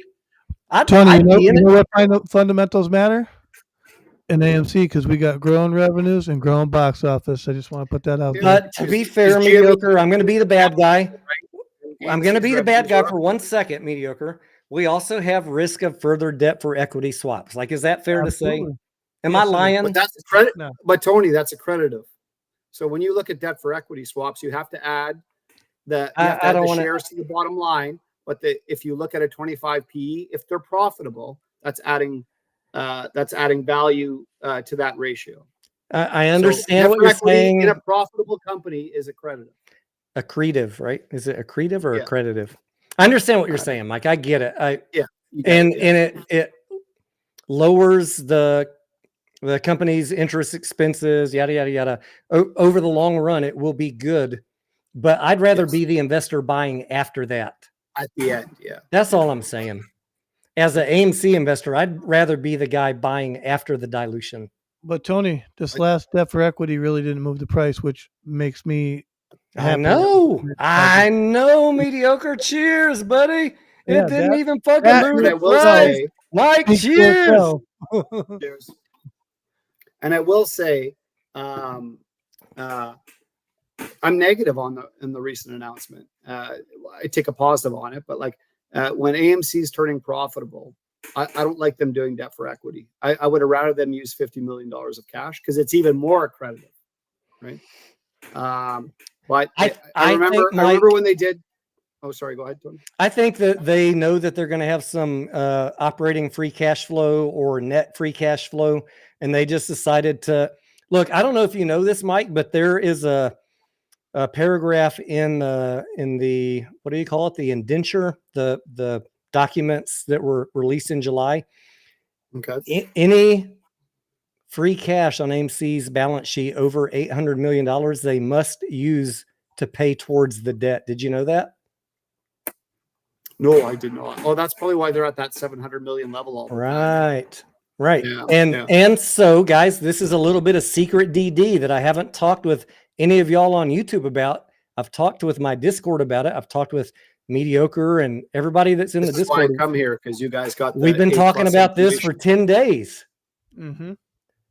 We've been talking about this. I give all the nuggets in the Discord because I don't have time to deal with the nonsense on YouTube. But if you go read the financial filings from July, there is a paragraph that says any cash on the balance sheet over 800 million must be used to pay down the debt. And that's the lien holders trying to improve their risk profile. Do you get that, Mike? Yeah, They but like I don't said, want. the thing I don't like is the fact that when they're turning profitable and they're going to be generating free cash, that they're using equity, because it's more accredited to shareholders for them to use cash. But there could be a point where they don't need to use equity. If you throw off enough cash, you just And use that to pay down the debt. Well, I don't think they needed to use the equity. They're probably running a free cash flow in Q3 of about 70 million. If you look at the difference between CapEx and DNA. I have it. I have a and- spreadsheet for that. Yeah. And so, Tony so got what a spreadsheet for everything, you guys. It's the good thing about it is, and obviously I'm looking from the outside in, so maybe there's more information that's in there that I don't know, and 2 months from now I'll be like, okay, I understand it now. But I would prefer all the debt pay downs now be through cash and keep the shares, because I think long term, 1 or 2 years, they have debt that's out in 2029. If they want to pay more debt for equity, they can get much better value from it in the future. I agree with you, Mike. And they're not trying to keep doors open right now. I agree with you. This September 30th thing caught me by surprise, but I also like that they sneaked it in to be on the Q3 financials. So there's that. Like the fact that the majority of it was cash, but I still didn't like that. 11 million is only 3%, but I still didn't like it. My spreadsheet here is saying that like probably around 40 million free cash flow, OPEX, operating cash flow, maybe as high as 95 million minus whatever they spent on CapEx, which I don't ever know till they say. But I'm just estimating. Well, CapEx should be based on their guidance. CapEx should be about 55 million.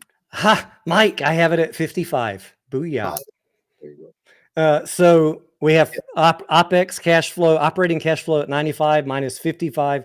So I'm saying, realistically, maybe 40 million net cash flow, which is, and we didn't have any investing cash flow this quarter. So I think, Mike, that they probably just said, hey, we're going to go over our 800 million. Let's just use some of that cash to pay down the debt.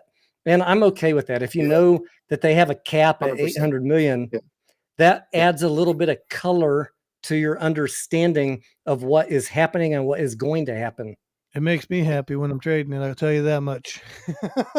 Yeah, I like it, because that's just like the cash paying down the debt and saving the interest expense is much more accretive than adding shares to the bottom line of that PE calculation. So moving forward, my preference is whenever they're paying down debt, I prefer them to use just cash, unless they can't and they want to keep a certain amount of cash on hand just in case, because they're over the hump, but it's still tenuous a little bit. A big emergency could cause them some problems. But yeah, I'm looking forward to Marca Prosecco. I love it. Debt swaps rather than equity for debt swaps. Mediocre. I'm going to let you field this comment because I'm tired of being the bad guy tonight. Oh boy, what's the comment? The biggest risk, that one? Oh no, the one on the screen. GME and AMC is long-term squeeze play, not a short-term MOAS play. Anyone who still believes in a short-term MOAS play is completely delusional. Hussein, thank you for the comment. We're going to address it. Mediocre. Listen, Hussein, I'll just say that I agree with your comment. Okay. The thing is, the stock is worth what it's worth based off of fundamental value. Right. And Mike and Tony just told you how to do EPS. I think that people should look into that. People should read the documents and the quarterly earnings. For one, you should see what's generated for revenue. You should also go to Box Office Mojo, understand what movies are coming, see what you got for movies, try to calculate out what they're going to make for the quarter, so you have an understanding of what that quarter could possibly do. I mean, it's not rocket science, to be honest, right? So, I mean, I don't believe in MOAS theory. I'm just going to tell you right now. If a MOAS happens for all of you, congratulations, right? I'll catch the run. Believe me, I won't miss out, right? But I'm not going to hold the stock in hopes of something happening when I could trade the stock based off of information that I already have. I'll just say it that way. That's the best way I can say it nicely. Mediocre. I'll I'm provide going a to little say, bit. I'm just going to say, Mike, I'm going to let you go next, but based on how I traded in 2021, I sold my call options as we were pushing over 50, 60, 70 bucks. Because why? Because that was a good time to lock in profits. And I was screaming at my monitor at Matt and Trey, telling people to keep buying options. What the fuck, bros? What are you doing? I took gains in 2021. I took gains on both AMC and GameStop in May of 2024. As AMC was pushing over 12, I made over 1,000% on my call options on AMC this year. And on GameStop, I made 100% gains. I'm not in these stocks for MOAS. And if you want to be in it for MOAS, that is cool with me. There's plenty of other channels to watch for that theory. That's not what we cover on this channel. And mostly I want you to know that I'm an options trader. I take advantage of the options market. That's really what I do. If you want to know. Sometimes that requires me to hold shares of a company. Like AMC, like for example, like I want to hold AMC. So when I sell my options, for example, against my position, I'm selling so that I don't lose my shares and I take the easy money. That's really what I'm doing. Okay. Mike, do you want to weigh in? Do you want to counter our comments at all? Well, not so much. I'm just going to say mediocre, and I think mediocre and I both can say we're not going to rule out the possibility of some massive short squeeze, but we're not trading the stock. Yeah, I'm not based trading on that. If it happens and we get lucky, beautiful. We will be there right with you guys. We can drop in at any moment. We're here from 5 a.m. every day till 7 p.m. We'll be there with you. The short thesis is not very good in my opinion. I'll say there's that. Almost no short interest in these stocks. GameStop's under 9%. AMC's around what, 15? Yeah. So unless you want to believe 15 is abnormally high. If you want to listen to people that say there's trillions of naked shorts, I have no problem with that. But I don't cover that on my channel. So don't ask me about that. Go ahead, Mike. I'm going to give you the floor, Mike. Yeah. So over the last 4 years, I think there's been enough weird volatility at AMC stock to assume that something isn't right. Like people can tell me that Roaring Kitty tweeted, and within 2 days, every retail investor stopped working and simultaneously dumped billions of dollars into the market to pump up. It does sound odd, right? I hear you. I hear you. So that sounds odd to me. Yeah. So the way I see it, if it happens, great. Am I buying AMC at $70? No, because there's too much risk involved. Am I buying AMC at $4.55? And am I holding it for a long-term valuation because of what I believe is domestic box office increase? Yes, and I'm a long-term trader. Preach, brother. Preach. If AMC ran up a significant amount, I would, Tony and Mediocre might sell at 12. I'd probably still be holding because I think a fundamental evaluation 2 or 3 years from now is higher than that. If it ran up to $100, I'd be fully out, right?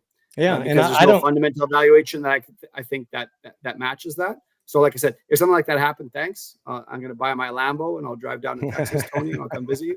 I might only be buying a Celica because I sold too soon, Mike. But I'm going to honor you and celebrate you for getting Lambo, though, right? Yeah. Don't worry, I'll be in the Pinto. I think there's enough oddities with the so-called meme stocks that maybe something's going on, but I don't understand it enough, and I'm not willing to risk substantial amounts of money betting on it. Hey, if I had $1,000, I wanted to drop on it, and a MOAS was going to happen, sure. But for me right now, the way I see AMC is a long-term investment, and so I position myself accordingly based on the fundamentals. If I was in a different situation and AMC was valued at like 30 or 40, and there was this risk of MOAS, I wouldn't be sized the way I'm sized. and that's just how I see it. So I don't think people who say there's corruption in the market or something weird's going on are crazy, but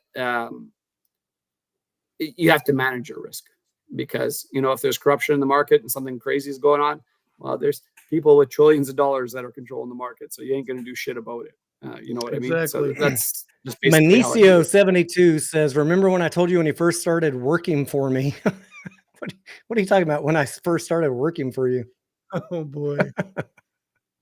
Guys, let's get something straight. I'm sure he's joking. I don't work for anybody. I've been retired from my corporate job since like 2003. I worked the corporate world, the high tech industry, for 15 years as an engineering manager. I don't work for anybody, Manicio, so I'm not sure what you're talking about. But I do agree with you with the last part of your statement. The guys that last in this business are the guys who fly straight. Mediocre. You hear me every day out there messing with the chickens. Do I work for anybody? No. Be right back. Tony's a fucking billionaire, people. My wife Where says, the fuck is Tony getting his money from, my people? wife says, We I need know to ask him. we have stashed somewhere that you haven't told me about. No, I'm not a billionaire. Mediocre is the fucking trust fund, baby. I'm just trying to like live a comfortable life, not have to go work a regular job. I did all that shit, guys. I did all that shit for a long time. Tony, you can't fucking believe everything you hear on the internet. I've been working for myself since 2003. Sometimes some good years, sometimes some not so good years, sometimes some good businesses, sometimes some not so great ones. If you ever want to talk about starting your own business, I got a lot to say about that, because I've made my mistakes and I've kind of like figured out what works. But no, I don't work for anybody, Manicio, but thank you for trying. I work for somebody. He's a real asshole, but I'm just going to tell you, he made me work today, and I wasn't happy about it. I heard but you were your own boss, Mediocre. You're saying your boss is an asshole? Absolutely. You know him. You met him. You wouldn't say he's an asshole? All right, we got Jaspreet Singh. How you doing, Jaspreet? He says, do you think AMC has a chance to go to $20 in the near term? Look, bro, it just went to $12 in May on no damn news other than Roaring Kitty. Could that happen? Sure, it could happen. Am I banking on it happening? I'm not banking on it. I'm just... Are you expecting it, Tony? I'm not expecting it. However, Mediocre, as you know, I haven't talked to YouTube about this yet. I've only posted it in my VIP Discord. They're the only ones that know. I have some speculative bets on AMC, and we're probably not going to talk about it tonight, in case there's a little bit of run up between now and the end of November. But am I expecting it? No, I'm not expecting it. Could it happen? Anything could happen. Roaring Kitty, Keith Gill, come on back, bro. Step on down. We'd love to have you. There is definitely some weird volatility on AMC, but more options traders have lost money trying to play that weird volatility than I made money. I rarely play call it's a matter of options. luck. I rarely play call options on AMC, guys, because the Long-term leaps, I think, are safe. yeah, long-term leaps may be a safer play if you have a realistic strike price. But and you won't make as much money, but if there's some massive volatility, you can eke something. it's all about what? It's all about what, Mediocre? Premium. Risk management. Premium. How much? Yeah. Tony, I don't use risk management. Didn't you watch the fucking guys? I heard you don't use risk management. I don't know. I just wing it, baby. I'm winging it. Well, he's a trust fund baby. He's got so much money, he doesn't need to manage risk. That's right. I ain't gonna lose shit. Trust fund baby. I would just wing it, baby. Oh shit. Matt says, I wish you could debate Matt Kors about AMC. I don't really understand what his narrative shifted to. I would fucking love to. That guy is such a fucking clown. Someone from Sweden, Sweden, Mike, someone from Sweden was throwing me under the bus this week. They said Tony DeNaro is one of those shithead shills that is as bad as Matt Kors. I'm like, what? Like, do you even listen to anything that I say? I'm spending a fuck ton of money going to movies, buying drinks and food, doing movie reviews, promoting the industry. I own AMC stock. I understand what management's doing. I also understand how it could be harmful to you guys, which is why I've been trying to explain to you what's going to happen for 2 fucking years. I would never talk bad about management like Matt does. Now, I think he's smarter than he lets on, which makes me, and I don't have any evidence of this, it makes me think that he's being paid to push a negative narrative, because he knows that AMC is under the knife on the balance sheet. Adam Aron is not purposely screwing retail investors like he tries to say. He's taking care of the company, which is his job. And it's up to you guys to decide whether you want to stay in the play or not while that's happening. I don't know why Matt and some of the GameStop people think that the executives are evil. They're doing their job. And if you want to understand more about what I'm talking about, watch my video published 1 year ago, which is called Don't Trust Any CEO. The CEO handbook. The CEO handbook is the the second part of that. But first, I want you to watch Don't Trust Any CEO, because people always say, oh, you're shilling for Adam Aron. I don't give a fuck about Adam Aron. I don't give a fuck about Ryan Cohen. I don't give a damn about any CEO. What I try to do is understand what their job is. And what I basically say in that video is, if you decide to invest in a company with an upside down balance sheet and you didn't read the risk factors of the management guidance in the 10Q, and then you want to blame the CEO when they clearly told you what they're going to do, who's really to blame, Mike? Tony, do you remember that video? I can't remember the guy's name. Who's to blame? Yeah. But Is it the look at, CEO because he's evil, or is it you because you didn't listen to what they told you they were going to do? you look at the CEO and the that's board, your- the only reason why AMC is trading and it's not AMCQ is because of that fucking board. They've taken on so much shit and work and bullshit to navigate through massive losses over COVID and the strikes that they didn't have to take. That's what I always say, and this is speculation. This is personal for them. Something lit a fire under their ass, and they're like, fuck all these haters. We are not going bankrupt. We're going to get this company surviving. And these guys, some of these guys are old and near retirement. They didn't have to do this shit. But something lit a fire under their ass and were like, fuck this. And they kept it going. And anyone who thinks that these guys are trying to bankrupt the company or have the worst intentions for the company are fucking insane. Insane. Or they want you to buy GameStop. Or they want you to buy GameStop. Oh, and do the right. Oh, do the right. Looks a little You know downsy what? to me when he says that, but I don't. But you know what? Ryan Cohen, being worth Did a you just measly say $3 Down billion syndrome? doesn't take a I $1 said million it. salary. I said he looks a little downsy when he does that, but Downsy. sorry, I've had a little bit of champagne mediocre. Just a touch. I almost polished. A the little, whole little fucking- asphyxiated from the space helmet stone. Mike, I wanted to ask you a question, right? Because you seem very intelligent, right? And this is more for the chat and more for the people listening to the video. And I'm not trying to put you on the spot or anything like that, so don't take it that way. But what kind of information do you pay for, right? Do you pay for information, and how key is information, right? Real-time information. Well, you know, I don't pay for any information. So most of the information I got and why I have my thesis on AMC is from the financial filings. All right. So The reason why I Wait a bring minute. it You get your information from management guidance and 10 Qs? Yeah, that's that's why I'm not an individual stock investor. I find that stuff really risky.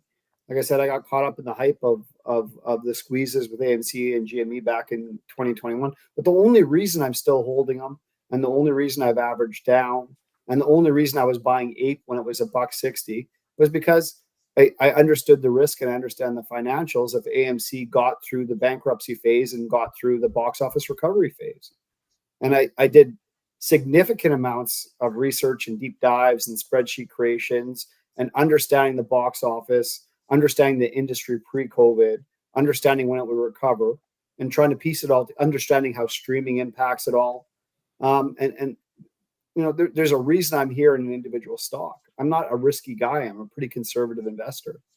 But when I look at AMC and the size that I put into it, I think there's, and it's not my full portfolio, obviously, but it's a decent chunk. Most of my other investments are in total market funds. So, there's a reason I'm into it because I've spent lots of hours researching it as my own due diligence to make sure I'm comfortable with buying the stock. All right. So the reason why I brought this up, though, to get to my point, which I appreciate your answer, is I had seen a video and I had shared it in my Discord months ago.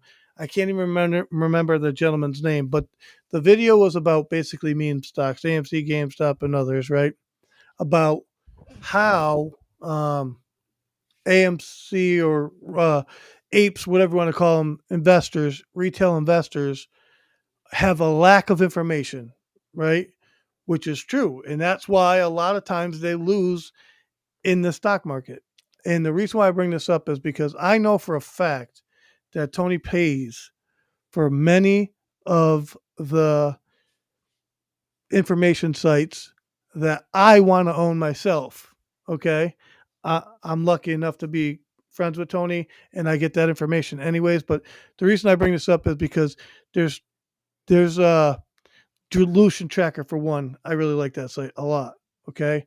And if Tony and I ever stop talking or whatever, that's one of the ones I will pick up. But there's a lot of stuff that is paid for information that we use that make us better traders. I'm just going to say that. And the lack of retail getting information is part of the problem, in my opinion. Yeah. The other thing, one of the mediocre, reasons- is they're listening to people who don't understand basic market function and they believe it. And they're not getting the fucking information either, Tony. That's the whole point. Right. And one of the reasons why I come on the channel when Tony asked me to, and I'm honored to come on the channel, because the information gaps that I get filled in about the bond market, about how bonds trade, about stuff that I can't get for free, that I can get from financial filings, and the wealth of information of some of Tony's friends that he has on, like you with the short-term options trading, and May with her background in finance, and Sparky with his background in bonds. But like that information is invaluable in filling in those gaps and really understanding the play. And that's why for me, like people complain about short-term pricing on AMC and the short-term volatility, it doesn't even bother me anymore. Like I get what I'm into, and but it is a huge problem because there's a lack of information for your general retail trader, and I think that's why people get screwed over sometimes, right? But tell the audience, how often are you looking at SEC Edgar for an example? You use that site, right? I don't use a site, but I use Twitter and generally see if there's a file that posts up. I find it's the quickest way to get information. Like within 15 minutes of something getting posted on SEC Edgar, it's up there, and that's when I'll look it up. And I'll do a general skim over of some things. Like for bond filings, it's just not my area of expertise. So I'll usually wait for other experts who are covering the stock to look it up. But for quarterly filings, I don't have a finance background, but I know it's black and I know it's white, and I can run a spreadsheet. So I can run that analysis myself. I'm quite comfortable with it.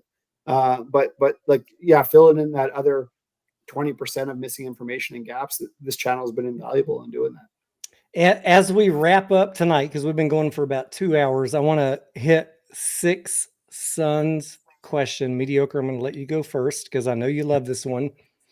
If you had to choose between, I'm assuming he's talking about AMC, between cost averaging down or opening a new position, what would you do?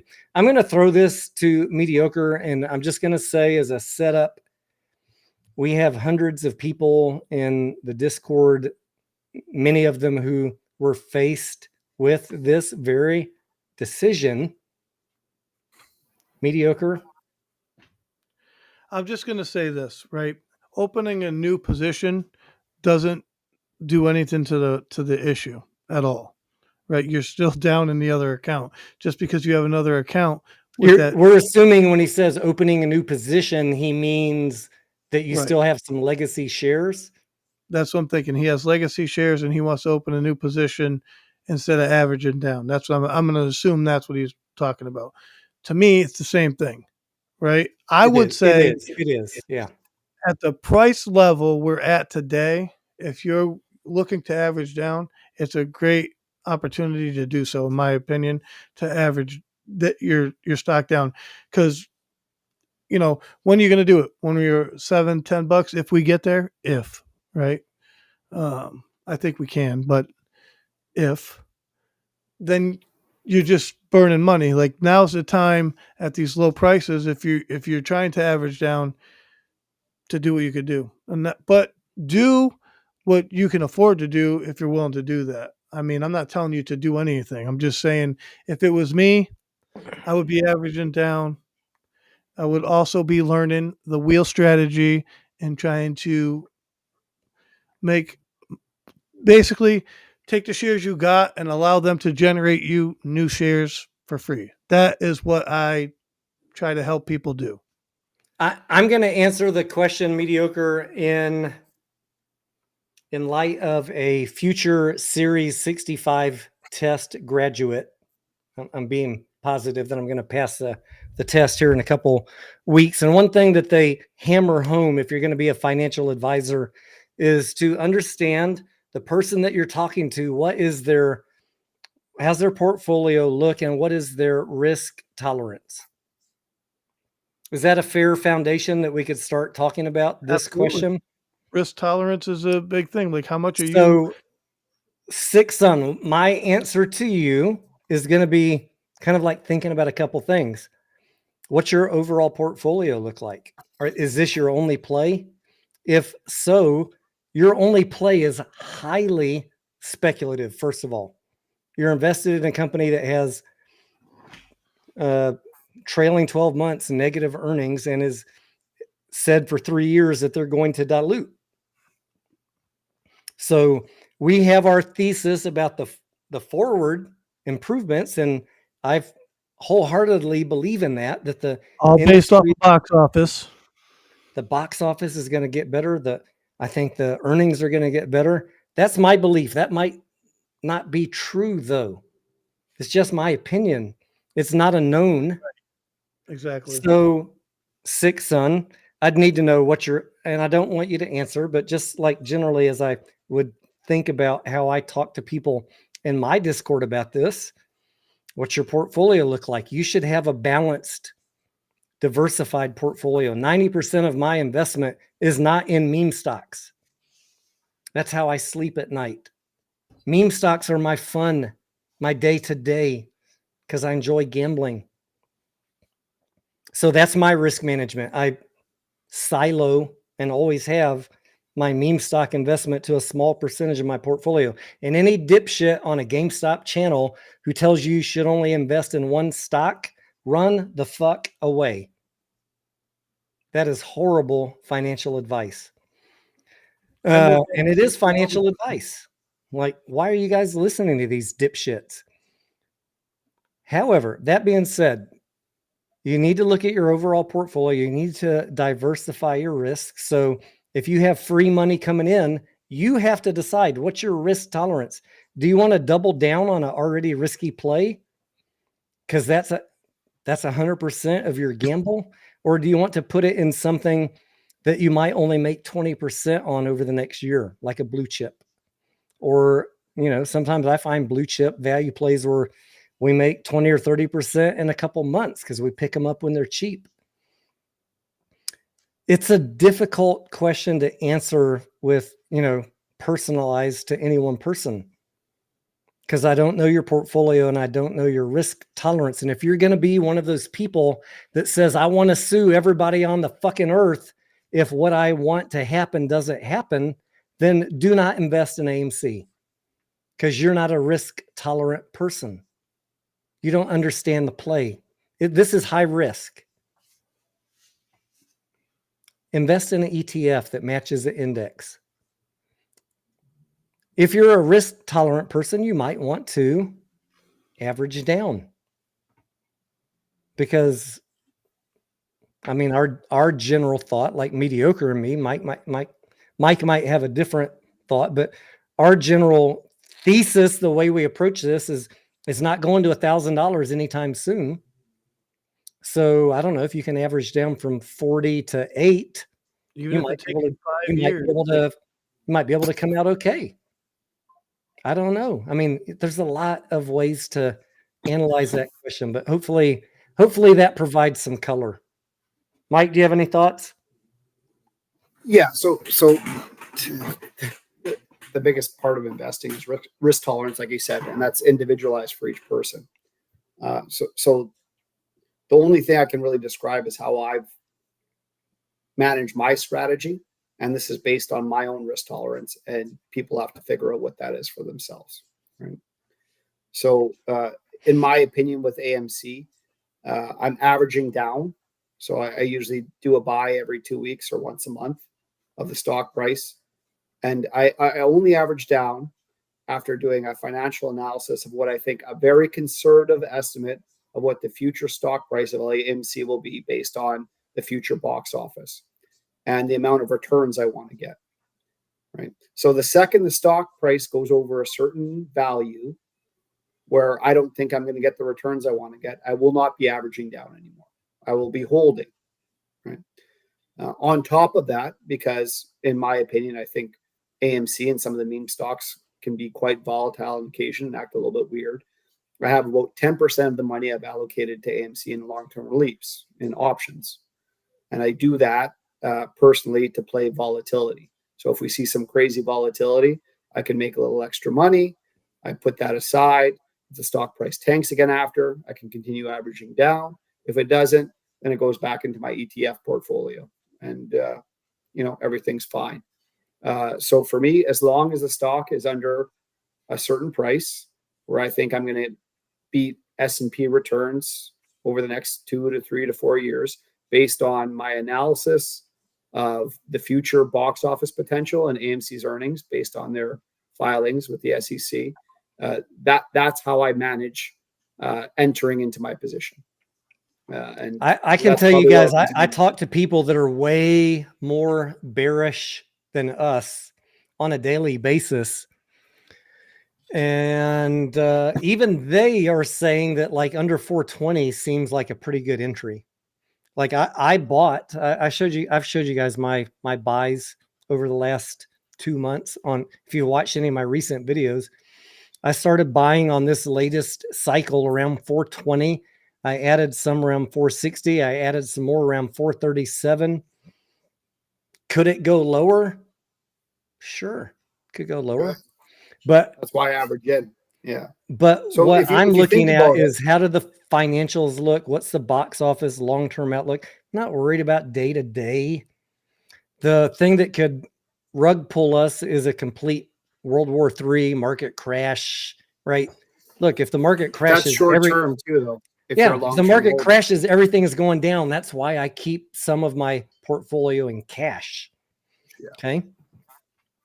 But I also like the bears that I talk to. I like it under 420. I'd love to buy it under 420. And in fact, let me put up the supply and demand zones one last time before we wrap up tonight. And just let me interject for 1 second, Tony. Go ahead. If you think 420's a fundamental fair value for AMC long term, what you're betting on is the box office is going to be sub 10 billion for the next 25 years. Yeah, that's 420. Yeah, based on a PE ratio of 25. I think that's a massively conservative bet that 420 is AMC stock's valuation. Like somebody much smarter than me, Mike, said that if you're betting on AMC, if you're speculating on AMC, it's like buying a leap, a long-term call option on future box office. Would you say that's a fair assessment? Yeah. Anya asks in the comments right now, how much lower could AMC go? Anya, I don't know. We were at $2 back in what, April? I bought down here, Anya, and I sold on this run up to 12. If it dropped down to $2, would I be buying again? Absolutely, because there is zero indication based on current info that this company is going bankrupt. Look at the bond market. Look at the bond prices. I covered it in my video a couple nights ago. Great information there. You must understand the box office and how the bond market is looking at things and the company communication. If there's a temporary distortion in price based on something not related to the movie industry, and I'm still bullish in the long term, if it crashes, I will likely buy more. I'm going to have to evaluate it if it happens, but I have these green demand zones drawn on my chart for a reason, because those are to remind me if it drops in there, Tony, you ought to consider buying. Does that mean that that's the floor? If some shit happens? No, there's no guarantees. But look how close we are. I got money ready to go. Not financial advice. I'm a speculator, and I have a very reasonably managed risk position in this stock. I'm not betting my house or my retirement on this stock. But if it drops down here, would I like to buy more? Yes. I got to evaluate the news that makes it drop. But look, we got bounce, bounce, bounce. What do you think is going to most likely It's going to fucking bounce, Tony. What do you think's going to happen, mediocre? Bounce, baby. Bounce. I think the most likely answer, unless the market gets eviscerated, is that it's going to bounce. I can't guarantee shit to you guys, but that's what I'm looking at. So technical analysis. Hey, Tony. So yo. There was a comment up there a few minutes ago talking about they wanted to do a shot, and I finished the champagne, so I'm like, fuck it, let's do a shot. But I just wanted to show you here. This here. You see this? Hang on. Go ahead. Yeah, what you got? Special cola soda? It says Speed Cola because I'm not a Speed Cola. gamer. I'm not a gamer. This is a Call of Duty fucking shot glass for anybody who's. Oh, yeah. I've heard you were accused of not being a gamer, mediocre. You shouldn't talk about GameStop. Hey, bro, babe, do you have a tattoo? Do you have a tattoo, mediocre? No. You're not fucking qualified to talk about GameStop, bitch.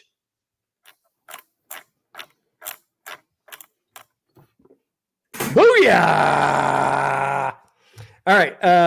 Teja, I want to thank you for the super chat. That's my first super chat in like 12 months. Thank you. Very unpopular channel here. if Q4 goes 3.2 billion, Tony, you want to get matching AMC tattoos, being mediocre or what? Right here. I'm wait. Say that again. If the Q3 or Q4 box office goes 3.2 billion, you guys want to get matching AMC tattoos? Listen, I'm not going to sell my soul to some fucking corporate. Do you think I worship Ryan Cohen or Adam Aaron enough to put some fucking corporate logo on my body? What kind of dipshit does that? You got to be a little bit. You got to be a little bit dented in the head, mediocre, to do some shit like that. Johnny, before this fucking video, I wanted to put a fucking. Listen, I wanted to put a fucking piece of painter's tape, like the blue painter's tape, on my fucking mask here that said "Day Trader" right across here. Making pennies, day trader. You're making pennies day by day, mediocre. Let's go. Sparky says he bought AMC at 440. Sparky, let's go! Come on, man. Let's go, Sparky. Even Sparky got on board. Oh my gosh. Let's Now go, hold it, Sparky. Hold it to 2027, buddy. Sparky. You trade bonds. You hold that. I shit ride there. with you. Just Let's kidding. go. I just kidding. Guys, we're having fun. Tonight is the celebration of Q3 domestic box office. This is not company specific, despite what the cuckoo people want to tell you. We're celebrating Q3 box office. As a reminder, as we wrap up tonight, I predicted that this quarter would top out at 2.6 billion, and I promise you, if we exceeded that, I'd get drunk with you and have a bottle of champagne if we beat it, and we beat it. So I'm fulfilling my promise. We will, as far as any company specific info, we'll know that in 5 weeks.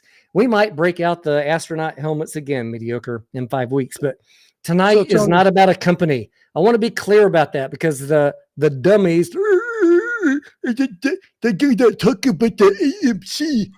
It's not about that. We're my celebrating fucking box office. portfolio. And then my portfolio. No, it's not about that. We're Tony, I'm celebrating gonna box fucking office. We're hang celebrating up. you guys, the movie here. lovers. Thank you. Thank you for going to watch some movies. You all participated. You all helped. Tonight is for you. Tony, I'm gonna go find a fucking old fashioned cuckoo clock, and I'm gonna hang that fucking thing right here. You like that one, Mike? Oh, yeah. No, you do. Go ahead. You guys are a lot of fun tonight. I'll tell you that much. I'm always a lot of fun. Oh shit. But on YouTube, you know, I can't be too crazy, Mike, because I got people need to be able to take me seriously. But hey, come hang out in real life if you're ever in Texas. We'll talk politics. We'll get drunk. We'll tell some crazy jokes, and you'll see. If AMC goes to the moon, I'm definitely down. Let's go. Me and the Drive old your lady, Lambo. it's our 40th. Where are you at, 40th Mike? You're in year. Florida or Michigan? No, I am nowhere near there. I prefer not to disclose my location. That's That's smart, all right. Mike. But me and the old lady will be down in Nashville for her 40th next year. So when we're down All there, right, let us if, know. you wanna Hey, come I to got Nashville, have a relatives. beer.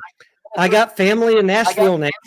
I got family in I Nashville now. I'm not from Nashville, but I'd love to go party in Nashville again. My wife and I went there for a wedding a year or two ago. What a fucking fun town! And Gus, Yeah. Gus, you better But fucking she's- drive down she's there a- and meet us, bitch.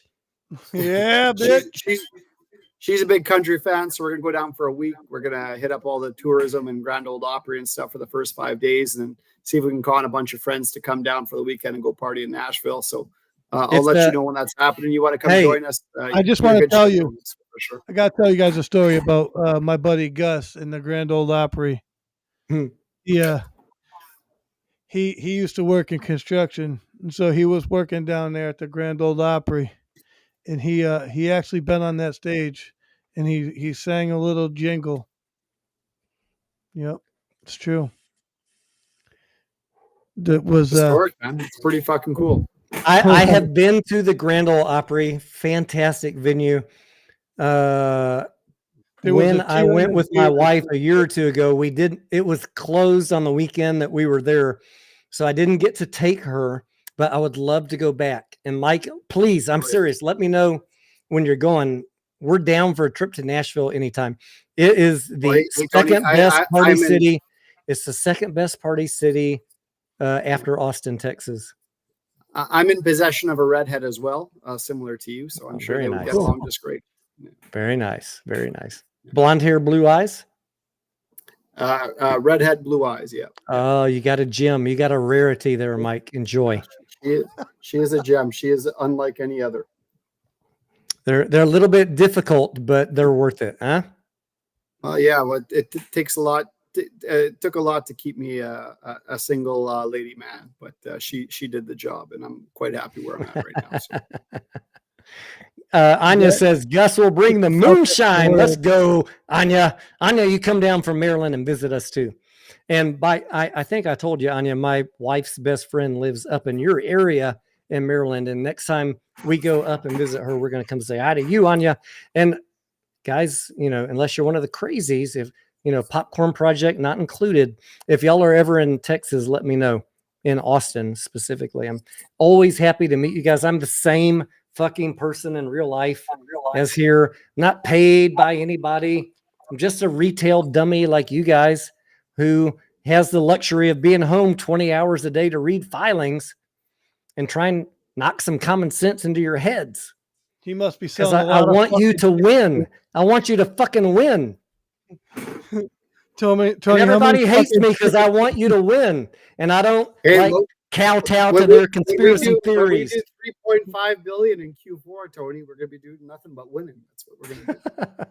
Tony, tell him you're selling a fucking 1,000 chicken coops a week. I designed. business. I have multiple businesses. That's no secret. I'm sorry, Tony. E-commerce businesses because I work from home. Look, during COVID, I learned AutoCAD and I learned how to design things, and I sell things for $95 a pop. Would you stay at home if you could sell something over and over and over? $95, $95, $95, $95. Yes. Would you do that? 100%. People want to laugh at me, make fun of me. Oh, why don't you get a real job? Because, bro, I don't need to. I use my brain. You want to learn how to use your brain? Spend a little more time on this channel. The people that make money and that laugh at me for selling AutoCAD drawings just cracks me up how pathetically jealous they are. Because they have to go to a 9 to 5 every day, or they have to go to 11 p.m. to 7 p.m. I'm sorry you got to work third shift. I'm really sorry. Go stock the shelves, unload the trucks, mop the floors. I don't got to do that. I haven't had to do that for 20 fucking years. It would take you 14 shifts to get your AMC tattoo, Tony. I mean, could you fucking imagine being a janitor at a fucking Costco? No, I can't imagine it. And the fact that a janitor at Costco would try and throw shade at me for working for home, using my brain, selling shit on the internet, pathetic. It's just pathetic. It's pathetic, mediocre. Can I repeat that it is pathetic? They don't want you to watch the real information, mediocre. They don't want you to get smart. They don't want you to be able to learn how to work at home and day trade and make pennies per day. I just noticed this. Did you guys take your ties off? It's like time I got a little comfortable. The ties are off. I got a little comfortable. The fuck you got a problem with that? It's like the start of the stream was business. The end of the stream is party. Yes, we did. I can't stay in that fucking monkey suit all night. The funny thing is, Mike, it's not a fucking tie, bro. It's a t-shirt. That is, you guys are a lot of fun. Shit. Nashville, I'll give you private messages once we get it planned out, Tony. Yeah, I'd love to hang out with you and the redhead. And my wife is fun to hang out. She's a fucking crazy Texas redhead too, Mike. So we'd love to hang out with you guys. Perfect. She loves to have fun. Not in that way, Morant. Stop. Yeah, no, we don't swing that way, bro. All right. Any other final comments tonight, guys? Anya says, I think your rain barrel water collection system is pretty cool. I do have another YouTube channel that I started during COVID. What's it called, Anya? Texas Organic Gardening, I think. Tony, put up Celeb's comment real quick. It's fucking Who's? Celebs. Yeah, go sub to my other YouTube channel. Texas Organic Gardening, I think it's called. I'm getting a little delinquent on providing some updates on that, but yeah, I have videos that are approaching 1 million views on that channel. I should go pay it more attention. Did you say Sparky's comment? No, Celeb. All right, I'm looking. Oh, Caleb. That's not celeb. Caleb, bro. Caleb. Come on. Man. Caleb, there you go. Leave me He's the alone. manager of janitors. I mean, Boss look, janitor. we all got to start somewhere. Mediocre. Caleb, we all got to start somewhere. Don't hate. Don't hate on the bro. Don't hate on the babe. I'm not hating. I don't hate on nobody. Listen, here's the truth. If anybody seriously wants to talk, real talk with me, I'm down to talk with anybody. Just don't be an asshole. We can have a serious conversation. That's If all you I can gotta- have a conversation without insulting, what's the list? Mediocre, insulting, doxing, yeah, there's no reason shifting for the topic. Like you got to be able to stay on topic. If you can't discuss a topic without shifting to an insult, that I already know you're weak. I know you're weak because you can't stay on topic. If you can't do that, we don't want to talk to you. But if you don't agree with us, that's cool. We love dissent.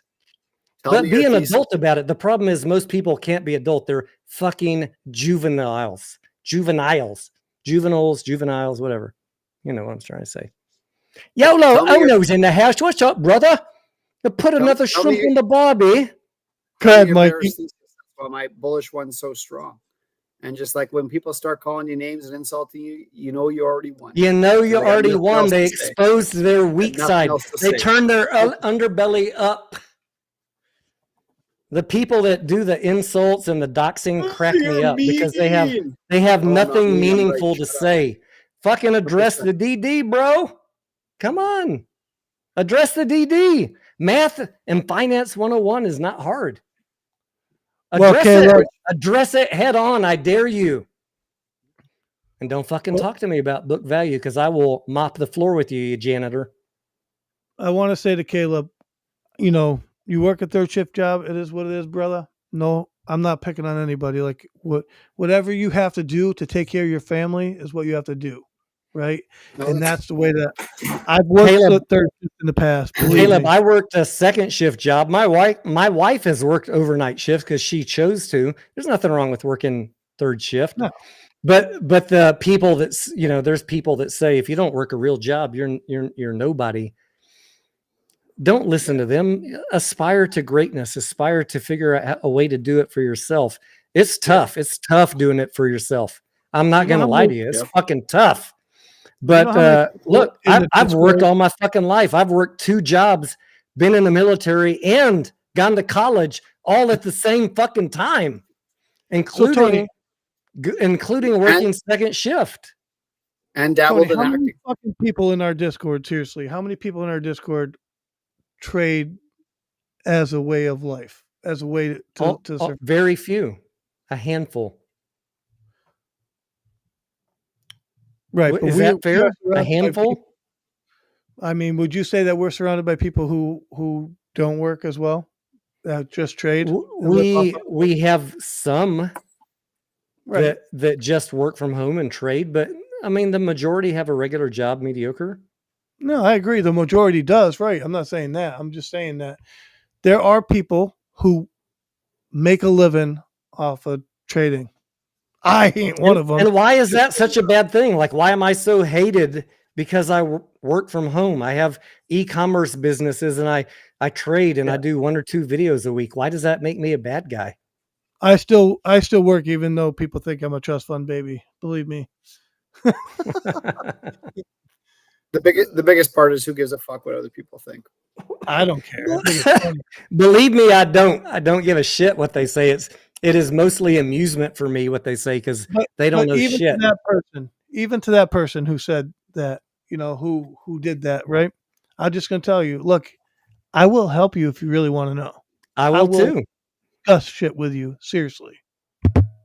We want to help. We want to help all of you, but you got to let some stuff go, and you got to let the hate go first of all, and then you might need to let some of the conspiracy stuff go. Also, you got to be open-minded. You got to be willing to learn. Yeah, I'm not Finance 101. We're not trying to teach you. We're not trying to teach you complicated shit. No, I have an educational playlist of the very basics on my YouTube channel. That's like, go watch that. That's like the minimum you need to know, and you'll do just fine. Unplug from all the bullshit. You're being fed a bunch of bullshit from grifters and conspiracy theorists, and they hate me for saying that. They hate me for saying that. Logic. You can do just fine goes a unplugging long from that. way. Trust me. And if a stock runs up, you're still going to be there. You're still going to be there. I'll be there with you. Mediocre will be there with you. Logic We don't and deny common that sense. there's manipulation in the market. There's Not at all. absolutely I think there is. There's absolutely manipulation in the market, but you need to understand why they're manipulating it. That comes down to the foundation of understanding how are they valuing the stock and why? Why are they manipulating it, if you want to use that word? If you like Because Adam Aaron because Hall, no one's going to come to our defense until the fundamentals you- improve.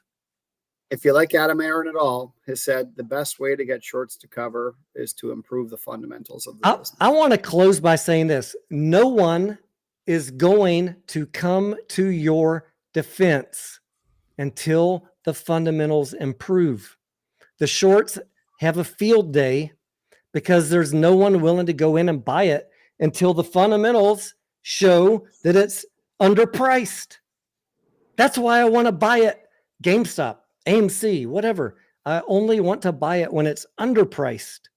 I don't want to buy it every day. I don't want to buy it at any price.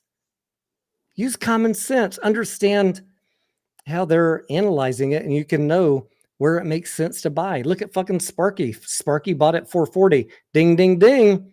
Listen up, people. Yeah. Come on, we're trying to teach you reasonable strategies to make money. I don't know what to say. But I'm the Tony. bad guy. But I'm the bad guy. Okay. And you know what's funny is, Tony, you know, like, I like doing lives with you. That's true, right? But like making YouTube videos and stuff like that really doesn't interest me, guys. You know what interests me? The market in trading interests me, right? But people have been asking me, and Tony, you can vouch for me on this, to start making more YouTube videos and be more present. Not because I need the clout or any of that bullshit, because I really don't care. I'll shut the shit off tomorrow and not care.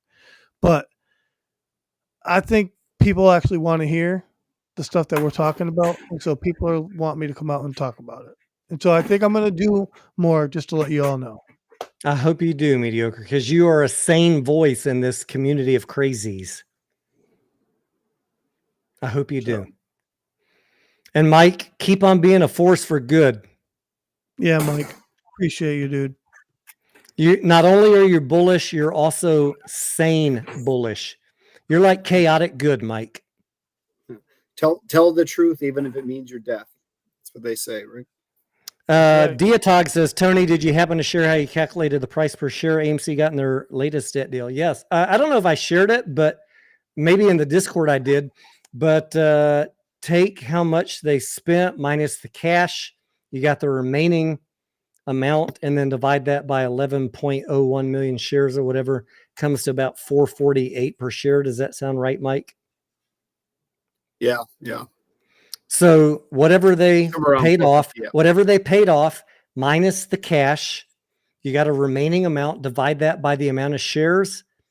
That's your share price. And there's also I would assume interest is included as well too. So maybe it's a bit better than that, but still in my Anya knows because she's been in my Discord for a long time. Mediocre's told you too. Mediocre hates me because I'm so fucking patient. Tony waits and waits and waits until it gets close to the bottom. And you know, Anya, I don't always get the bottom. You've beat me with a lower entry on plays than myself, Anya. But I have an extraordinary amount of patience, and I'm gonna credit all my crazy ex-girlfriends and my redhead wife on teaching me patience. Look, credit goes where credit's due. That shit don't make you patient. Nothing. Patience is a virtue. But when you're right, never back down. Never give up ground. Take all the heat, take all the bullshit. But when you're right, stand strong. Matt says you guys are the only real traders that talk facts about the meme stocks that helps everyone make money on these plays. Thank you, Matt. I appreciate that comment. Absolutely, We do our Matt. best. Thanks. We do our best. It's not popular. Look, I'm blocked by most of the pumpers, and I'm excoriated by most of the conspiracy theorists. And guess listen to us all. We all have different trading strategies too. I have no hate for anybody. I will engage in a conversation with anybody, but once you cross that line into being a hateful person, that's an automatic block. I don't care if you disagree with my opinion. We all learn. Hey, disagree with my opinion. That's cool. Share your DD with me. Maybe I'll learn something. But when you start the attacking and the doxing and the insulting, then I know you don't really have much to offer. You haven't really thought about your thesis. You're just, if you don't agree with me, you're shit. Okay. Block. Thank you, Matt. Thank you, Matt. And for any of you that ever want to disagree with me, I encourage it. Just be a decent human. I learn from you. I learn from you all. If you want a strong thesis and you want to poke holes in it, go in a room full of bears and argue with them all. And you'll find out where your thesis is lacking and where it's strong. And Mike, you go hard against those. You go hard against those people, Mike. Yeah. And I'm waiting for somebody to show me something that's like, oh fuck, I'm wrong. I haven't seen it yet. You'll be waiting for a long fucking time. Yeah. Don't hold your fucking breath, Mike. I did. Please Mike, tell me something I there don't are know. a lot of Give me negative some- people in this play, the movie industry play, Mike. I've asked them for their DD. They haven't provided me jack shit. Zero.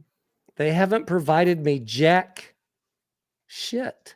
They only provide me emotion. Happened. When One you goes only to provide movie. me emotion, All anecdotal. I know you're All already nonsense. going to be a look, it's a her.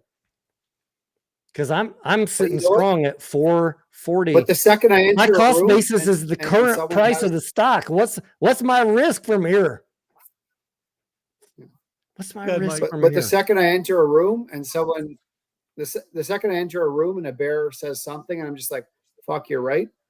I'll change though. That's the important part. You got to be Well, Yeah, able to if adjust. somebody gave me a compelling argument, Mike, But I as might. it stands right now, When you If see somebody that gave and me you a go, compelling argument, I might share it. I might Right. share it. But Hey, this if guy had a good 100%. point. logic and fucking common sense, I am going to look and say, "Oh, what the fuck?"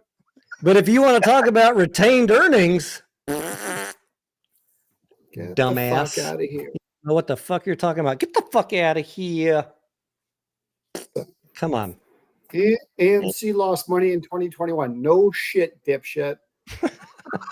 I wonder why. Like, fuck. Hey, Mike. Get out of here with the Mike, nonsense. Mike. AMC lost money in Q1 and Q2 2024, Mike.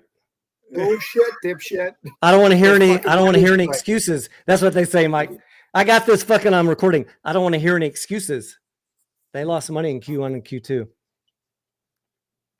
Mike, You're right, would a they re- did. Mike, would a Nonsense reason like that makes my is a conviction reason a stronger, synonym because that's all is a I think reason of. a synonym for an excuse? If you provided someone a reason like a strike, is that an excuse? A historical, unprecedented, longest strike ever that pushed about $3 billion of domestic box office to 2025. I would say that's a pretty good reason why the first two quarters were bad. Yeah.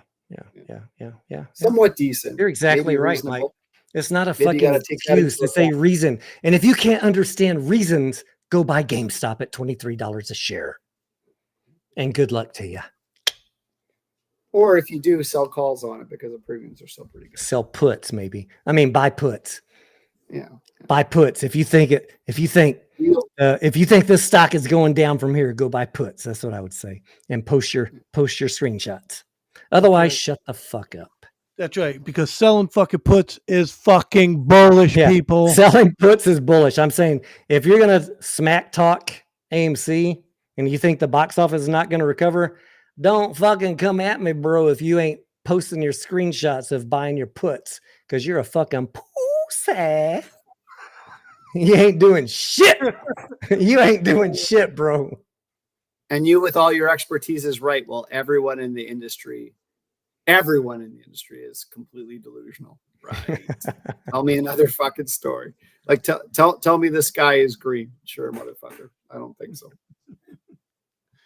What do you Matt mean? says, Hold on. Are you telling me that the CEO of IMAX doesn't know what he's talking about? he's a fucking shill for Adam Aaron, mediocre. He's That a guy is fucking so. show for AMC. He's paid by listen private equity. Go check episode 127. I listened to the IMAX earnings call. That guy was more jacked about earnings than even fucking AMC and fucking CNK. Let's go, Mark. And the thing is, like I look at CNK, like fucking IMAX is ridiculously undervalued based on fucking what they're showing in their slate. Like, Wait a holy fuck! second, I Mike. wish I had that entry that you did on IMAX, Tony. That I'm What up, the IMAX I'm is up going over to the 30% on IMAX, although it did get smacked a little bit today. Hold on, They're I got not a going question as for much I Mike. just love the movie industry because it's so transparent, Mike. We can see every day what the box every office looks day. like. It's the fucking beautiful play. There's Wait no a minute. guesswork. Hold on. Time out. Listen, Mike, I got a question for you. Are you telling me that you check out IMAX, you check out Cinemark, you check out Cineworld? You look at all of those to see what's going on in their companies as far as the box office? You're a Well, fucking Cineworld chill, won't be a man. company for long. It's gonna be Cineworld Q. Hey, But yeah, mediocre. I check them all out. Mediocre. Can I tell you something? Yeah. Go for it. I Let's did hear not it. buy the bottom of IMAX, but I'm up more than GameStop for the fiscal year in 2 months. Really? I think in terms of 2 months. 2 months I'm up on IMAX more than GameStop for the entire fiscal year. And these guys Hey, want to Mike. fucking brag about GameStop. Get the fuck out of here. Mike, Come on, Mike, I bro. just I think in terms Come of on, babe. theatrical, next to AMC, IMAX is the next most undervalued. IMAX is massively undervalued as well too. It's crazy. It what their was earnings are gonna be. undervalued 2 months ago, and I snatched that shit up. Mike, still You think know it what? is. I follow the movie industry. Welcome to tonight's celebration of the Q3 domestic box office. We're not talking about one stock. We are celebrating the industry. Did you see IMAX's future release slate? And Yes. every 2 weeks, Hold on. they have a brand new Time release out. in I IMAX. gotta tell Mike something. here. IMAX theaters make 4 times the amount of regular theaters. It's And who has the beautiful. most It's an IMAXs asset in the light country? investment, Mike. It's beautiful. Who has the most IMAXs in the country, Tony? AMC, bitch. Holy fuck! Imagine. Hey, Mike, I just want to let you know. I'm just gonna say this. I'm just gonna get it out there. Did you know, I Mike? love your hat, by the way. Thank you, Mike. Did you You're know welcome, sir. that my portfolio is up 90% and it's beating the fucking SPY year over year? Did you know that? Congratulations, sir. That's most active traders do not beat the SPY. You're killing it, buddy. That's awesome. 90 fucking percent. And I was Let's told- go. Hey, Anya. That's unreal. Anya, GCT was up what? 9.7% today. Let's fucking go, Anya. I was GCT. told that traders don't make money. They chase losses all the time. That's what I heard on the internet. We were buying GCT at 25. I bought a little at 22. I loaded the boat at 18 bucks. Look at this shit, Anya. Anya beat me on the entry of GCT. She was listening in the Discord. I started paying attention here when it fell below the demand zone. I added a little more here. I loaded the boat down here, babies. Look at this shit. 15 bucks up to 25, bragging son of a 21, bitch. you bitches. Come on, let's go. You guys want to know, I don't talk about all my trades on YouTube. Why? Because nobody fucking cares. Nobody fucking cares about making 20 or 30% in 2 months. They want to make 1,000% tomorrow. Just like nobody gives a fuck about my portfolio. Why Tony. don't you guys want to fucking learn how to trade smart? What is the problem with you guys? We're knocking it out of the fucking park over here. But go ahead and go buy GameStop. Load your boats, buddies. The best fucking stock in the market, Tony. It's the only thing you should be investing in, mediocre. Namaste. And GameStop could do amazing, but they need. Why make 30% in 2 months when you could make it 25% in a year, mediocre? Nah, I can't do that, man.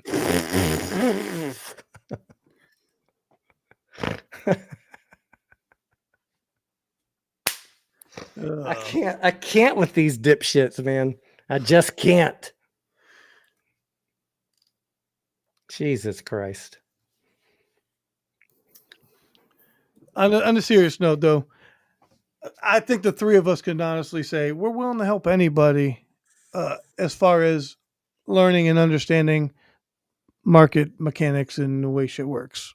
I mean, you don't have to take my word for it. I can show you things that I have noticed and I have seen, opinion only, by the way, and you can make your own judgment.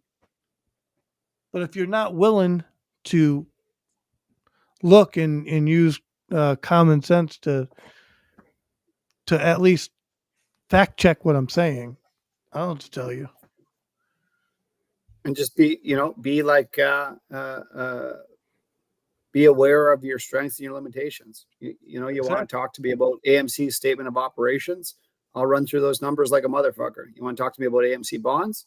Well, talk to Tony or talk to May or talk to Sparky. Those are the better people. But realize where information and realize where your information is lacking. And that's, if you're just honest with yourself, you're going to do fine. If you're delusional, you're going to get fucked up. If your automatic response is to believe other people, you probably ought to turn your fingers back here and figure out how you fucked up, because you're probably listening to the wrong people. That's all I'm going to say. That's all I'm going to say. Like I tell my young children, like if one person says fuck you, well, I'll tell them fuck you back. If everyone's telling you fuck you, maybe you need to course correct and figure out what you're doing wrong. I like that. I've been teaching my fucking kids. They're going to be so fucking rich. It's not even funny. Tony, it's true. I know. I hear you. They're going to be a bunch of trust fund babies is what you're saying, mediocre? Knifey says Cosm integration thoughts. I really don't want to comment on Cosm, Knifey. Really, I'd like to not go there. Would AA, are you talking about the ticker COSM? Would AA go for one theater or a couple as an experiment? I don't know if you're like talking about the ticker or what. You're confusing me. Jesus is Lord. Amen, brother. He says, mocking will only get you so far, my friend. It's not a short-term run. It's having a view at what a company, who's doing the mocking, Jesus? Is it us tonight, or is it the dipshits on social media? I'm sticking my hand out to all of you to come be friendly with me and talk logically. That's it. We trying to do our best to avoid mocking, insulting, doxing. Like, I just want to talk DD. Like, you don't like my DD? That's cool. Tell me your opposing thesis. Yeah, Jesus, I think it's like Tony said before, if you believe in Ryan Cohen and you think his super secret plan is going to create massive amounts of revenue for GME, it's an unreal play. That's cool with me if you do believe in that. It's cool with me if you do believe in that. Just say that's what I believe in and stop talking about fundamentals, because you're lying to your audience. Yeah, because their earnings are down, or sorry, their revenue's falling. Down. 3 trailing billion 12 months, negative operating income. They're lying about. Did you know they're lying about the operating income, Mike? Yeah, I heard that. It's just. Did you watch the legacy business is just trying to stay afloat and break even until Ryan comes up with this super secret plan. That's all it is. Yeah, I mean, they're doing a great job of cutting costs, but at some point, look, I've worked in the corporate world for 15 fucking years, guys. Fortune 100 company. There's going to be a point of diminishing returns where they can't cut costs as fast as the revenue is falling. Yeah, the revenue is dropping so So much that it's basically done now. people say I don't know What it is. anything about corporate or inventory. Guess fucking what? You know how many weekends I worked overtime doing inventory, you bitches? Yeah. Do you The fucking know? point that- No, you don't know shit about me. Shut the fuck up. The comment that Knifey did make is definitely legit though up at top there. It is definitely odd how AMC and GME trade very similarly, even though they're completely different industries and completely different fundamentals. Understand the fundamentals. That will help you in your trade. Yeah. And if you want to speculate, that's cool by me. I'll be right there with you, bros. But I'll be in there with you at a lower cost basis. That's all I'm going to say. And mediocre, am I lying? No, not at all. Anya, am I lying? I'll be right there with you, ladies and gentlemen. But I'm going to have a lower cost basis and I'm going to fucking take, I'm gonna tell you guys a fucking quick take story. profits, bitches. I had a very nice trade a few weeks ago. I don't remember the exact date. I could pull it up in my trade history, but it was a very good trade. So when I exited that trade, I immediately sold puts for an entry on AMC, and I ended up with the shares. Okay, which I'm okay with that. No problem. I have no problem holding AMC. But this fucking Denaro guy over here fucking comes in and he buys the fucking bottom again, and it pisses me off, you guys. You don't understand. Like, I gotta get the fucking bottom. He can't be beating me. God. And it's not competition, but it's annoying. When you're a trader, you'll know what I mean. That's all I'm gonna say. You beat me sometimes, mediocre. You had a good trade on what was that one? ASTS? That was a great trade. I admit it, yeah. Yeah. You got me on that. I'm okay. I celebrate y'all's wins. Oh, I'm glad you're winning. That's not that. I celebrate everybody's wins. I want all of y'all to win. I might not participate in every trade, but I want all of y'all to win. Anya says, mediocre, do you think you got out of JetBlue too early? Well, I may have gotten out a little early. It did go up afterwards, but you know what, Anya? I don't care. I was profitable. I don't give a shit. I moved my money somewhere else and made money. I don't even think about it. That's the liberty of taking a profit. Like sometimes we get out too early. I do it too. Sometimes we get out too early, but we're looking for like, what can we roll that into that could be better? Sometimes we fuck up, Anya. Sometimes we leave profits on the table, but we worry about it. That's like learning to leave the emotions behind. I'm not sure what play I did after that, but I took that money. So my whole goal, so I'll just tell everybody in the chat. The reason why I entered JetBlue, it was a great deal. It got smacked down because of some sort of dilution. I ended up buying the bottom at 450, and I sold calls against it.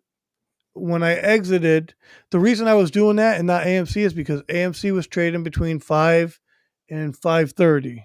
Okay. And I wanted my entry below $5. I mean, people don't like to hear that. For some reason, they just want to buy every day or whatever they're doing. I don't necessarily do that. I look for an entry where I know I'm good. I believe, my opinion, is anything above $5 is a pretty good, anything below $5, what I'm trying to say, is a pretty good entry for me. I'm comfortable with that. So when Tony gets like a 440 or a 420, yeah, that shit irks me because I want that fucking price. So the reason why I was in JetBlue is because it came back to 450 on you, and I made from 450 to $5. I'm very happy with that trade, and I know it went back up to $6, and that would have been great if I stayed in it. But I immediately took the money. I think I went back into AMC or Lunar, one of those. I'm not sure exactly what I did. I'd have to go back and look at my history. I want to just address JP, and then we'll get to Knifey. JP says, do you see AMC going below $4? I don't know, man. Depends on the market. If I already showed the AMC chart and where the demand zones are. And so just scroll back and look for those green bars. I'm going to be buying in those demand zones. And if it crashes below them, I've got cash set aside. You got to look at the overall market and the economy and the world and what's going on. Why is the market crashing? Is it because of World War III, or is it just because of concerns? If it's not some like catastrophic event, and I think that my thesis on the industry is still sound, then I'm probably going to be buying if it drops in those demand zones. That's just me, not advice for you guys. I'm just telling you how I'm looking at it. That's how I'm looking at it. And Knifey says, can we talk about 566? Yes, we can.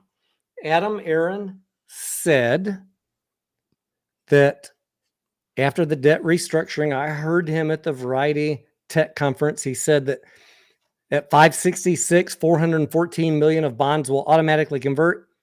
I don't believe him. I don't believe him. And that might be controversial.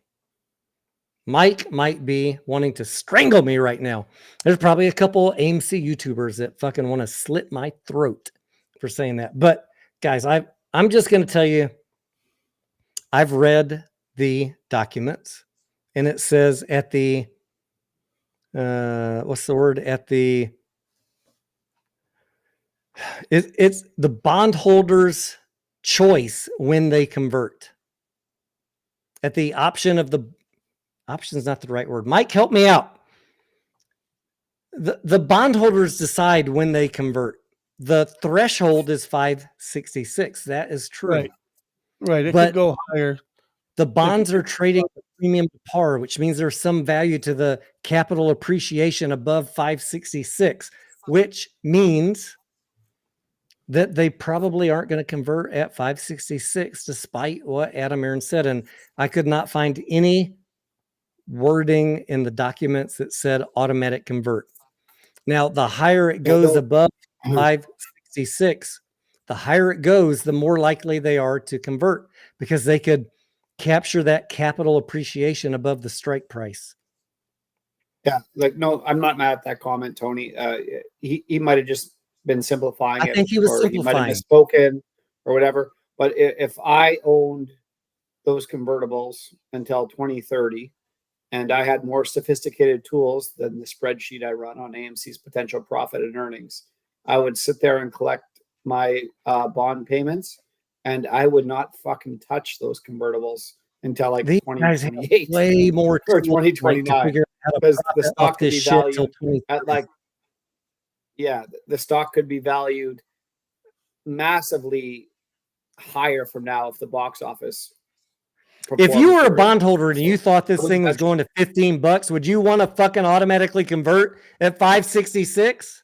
No, absolutely not. you'd want to wait. So I'm going to use my logical head, like I was in the finance industry, and I'm going to say, what do I desire as far as my total gain on this loan that I made?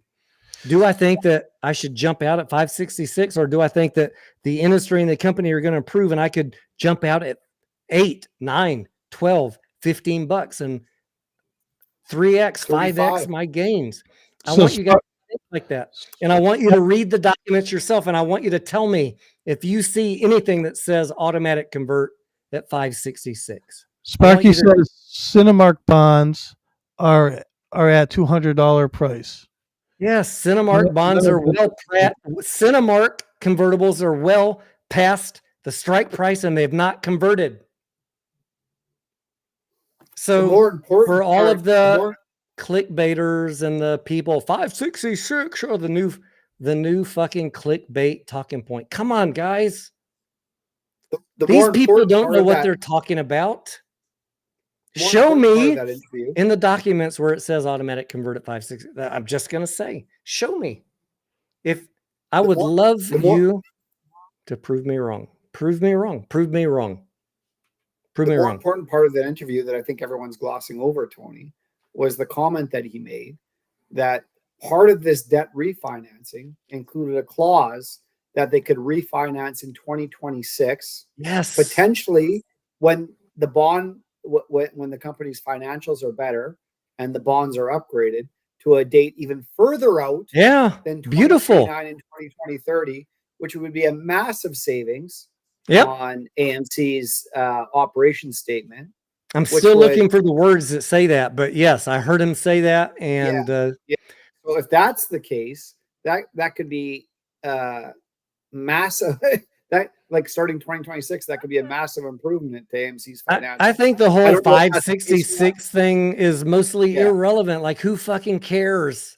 566, 8, 12, who cares? All you need to know as a common stock investor is that at some point over 566, it's going to convert. That's all I need to know. I don't care. I don't care where they convert. I know that at some point over that they will. That's all I need to know. So it's an irrelevant talking point. It's clickbait nonsense. It's not going to be, in my opinion, automatic at 566. And Was there nothing Adam then- or Sean Goodman, if you're listening and I'm wrong, email me, bros. Is there nothing then in those SEC filings that talk about? I've read them the over agreement and to over and over, reconvert in Mike. 26? I've read them over and over. I can't find it. If y'all find it, tell me, please. No, not the 566. I mean about the extending the bond maturities. In Yeah, 2026 I'm past. still looking for that, Mike. I can't comment because I'm still looking. I'm reading and rereading and reading and rereading.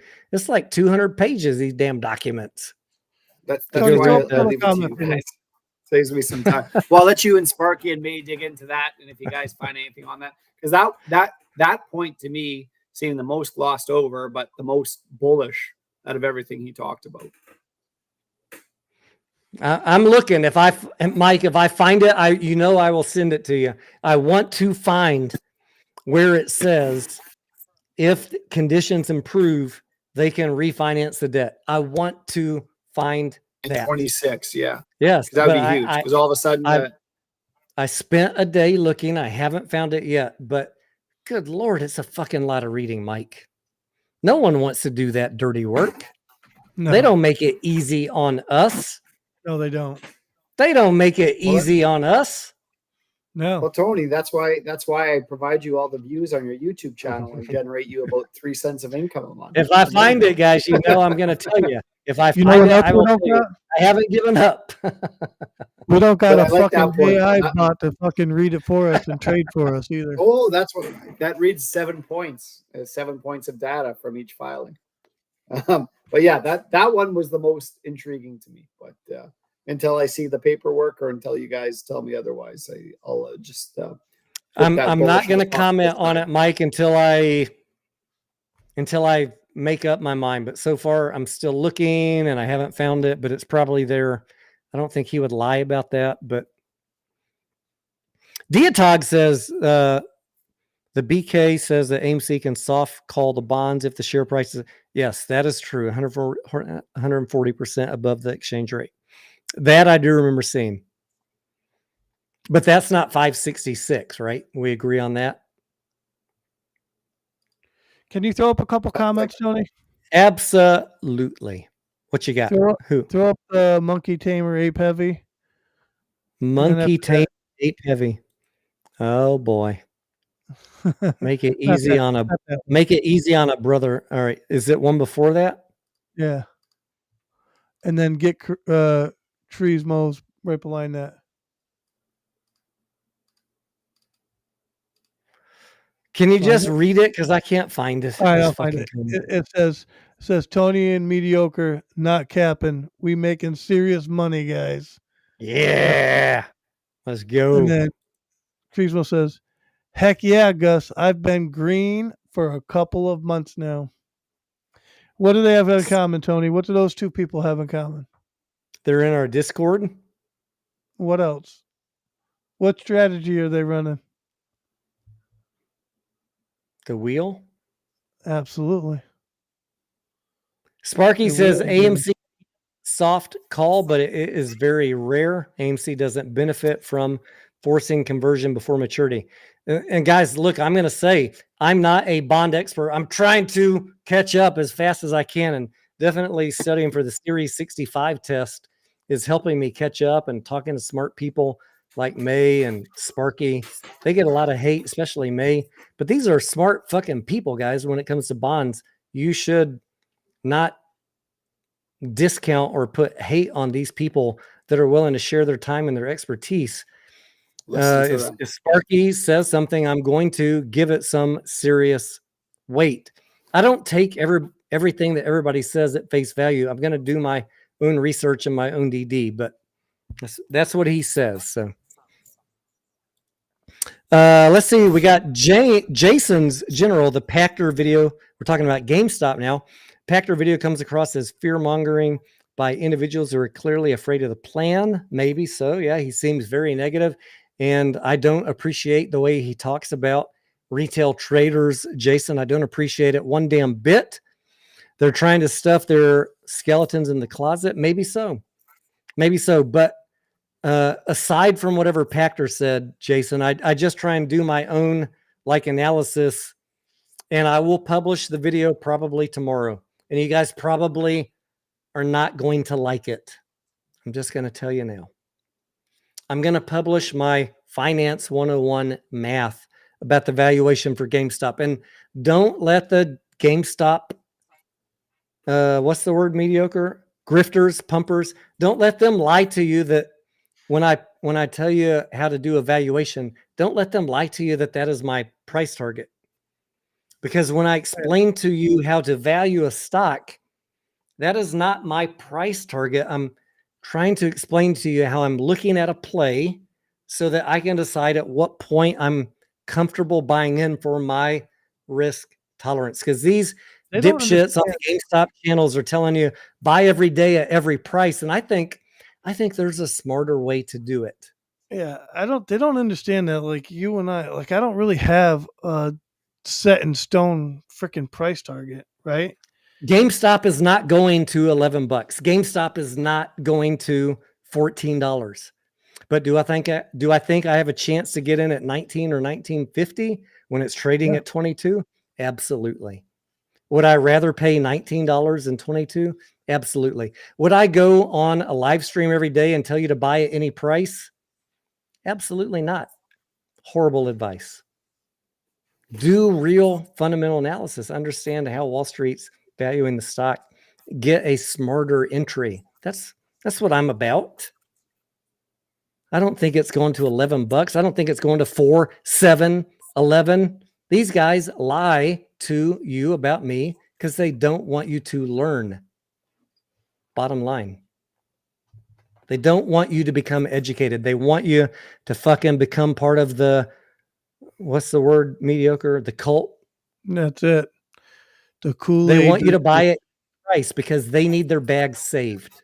And I'm not about that. I don't care. I don't have any bags. I've been trading GameStop profitably for 2 years. You choose who you want to listen to. I don't fucking care. I don't care. I'm not here to tell you what to do. I don't care what you do. You want to buy and hold? You want to buy at any price? Do what the fuck you want. It does not affect me.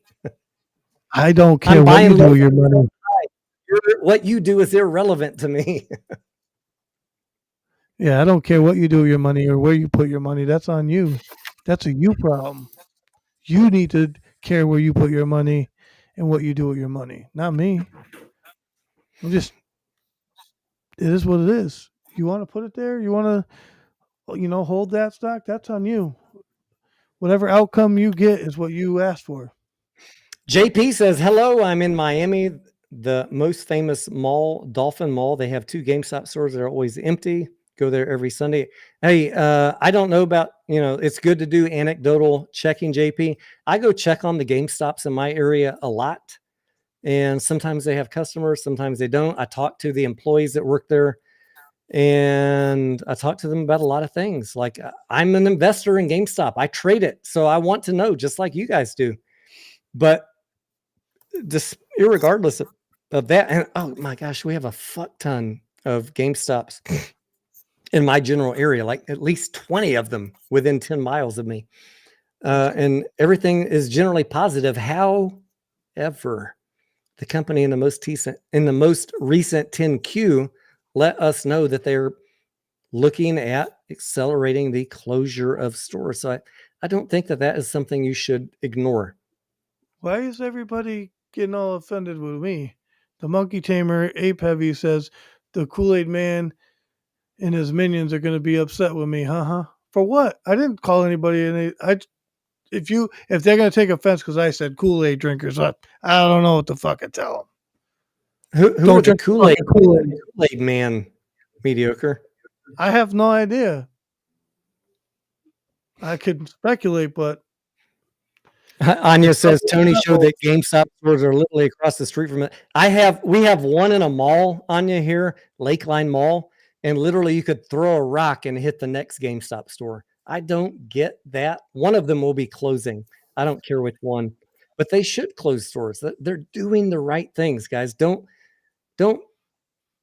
hate on my message. GameStop's absolutely doing the right thing, closing stores, cutting costs, focusing on the e-commerce business.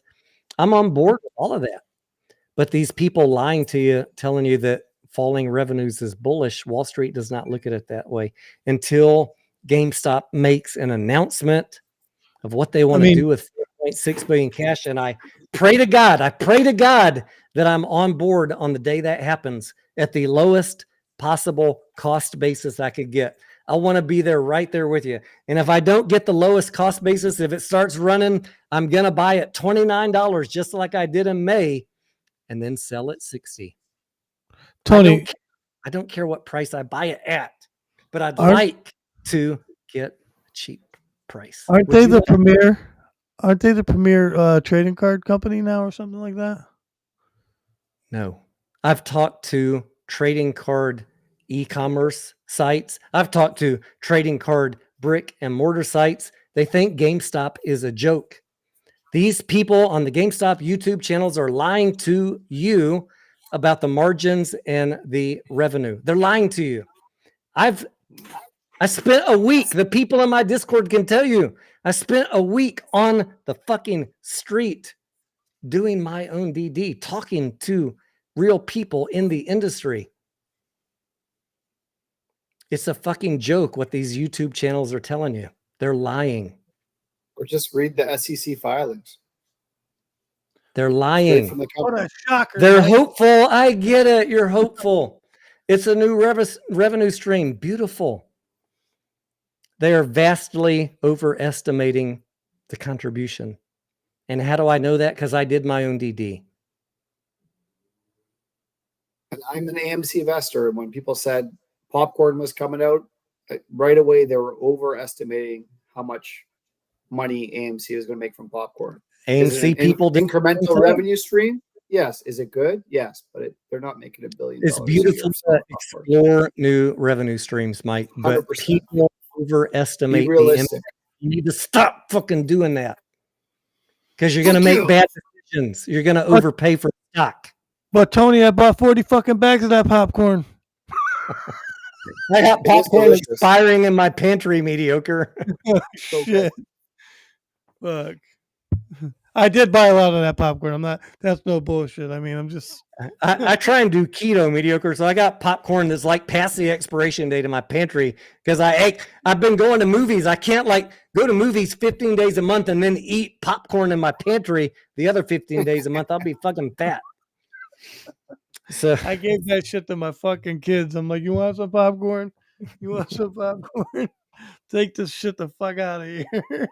Anyways, I'm just going to say, guys, like the whole trading card thing, great that they're trying to make inroads in that. I've talked to people in the industry, and I don't want to be overly negative, but they all think GameStop is a joke. And I hope that GameStop proves them wrong. But most of them tell me, like, when you're carrying inventory of thousands of cards, the ones that are going to sell, and the ones that aren't selling are declining in value, and you're going to get fucked on inventory. That's my DD. Prove it wrong. I just want what do the financial statements say? We'll find out. I just want information on this special secret plan we got going on. That's all I want. Maybe they will, mediocre. I hope he has a secret special plan. I hope he does. I'd love to be on board for that. Me too. He's doing something, but if all he's got is trading cards, I'm not. Not Hey, excited. let's say that he's waiting for the market to crash, and then he's going to wait for the valuation of all the competitors to drop, and he's got 4.6 billion in cash, and he's going to go load the boat. Beautiful. How long you got to wait for that, mediocre? Can you give me a timeline? I don't wait. No, I'm I'm gonna just wait. saying. Can I'm you gonna tell me take- when that's going to happen? No, Nobody knows. Exactly. So it is guesswork. It is speculation. And anybody telling you otherwise, they can't give you a date. Maybe he is sitting on the cash, but what's it going to be? A month, 6 months, a year, 2 years? I don't know. my So problem. I'm not going to go on a live stream every day and tell you tomorrow this stock's going to be worth $50 because I don't know. It's disingenuous. It's dishonest. It is creepy. It's gross to be lying to people every day, telling them this stuff. Just say, one day I believe that something will happen. I got no problem with that. I don't know the timeline. I got no problem with that. I got no problem with that, bro. Babe.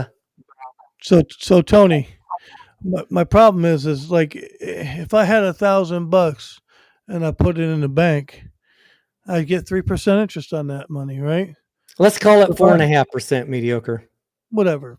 But if I took that same money and I put it in GameStop or AMC, what am I going to gain? Mediocre. Let me just throw a scenario out there. You have $4.6 billion and you want to invest it in treasuries where you could throw off 4.5% interest over the next year.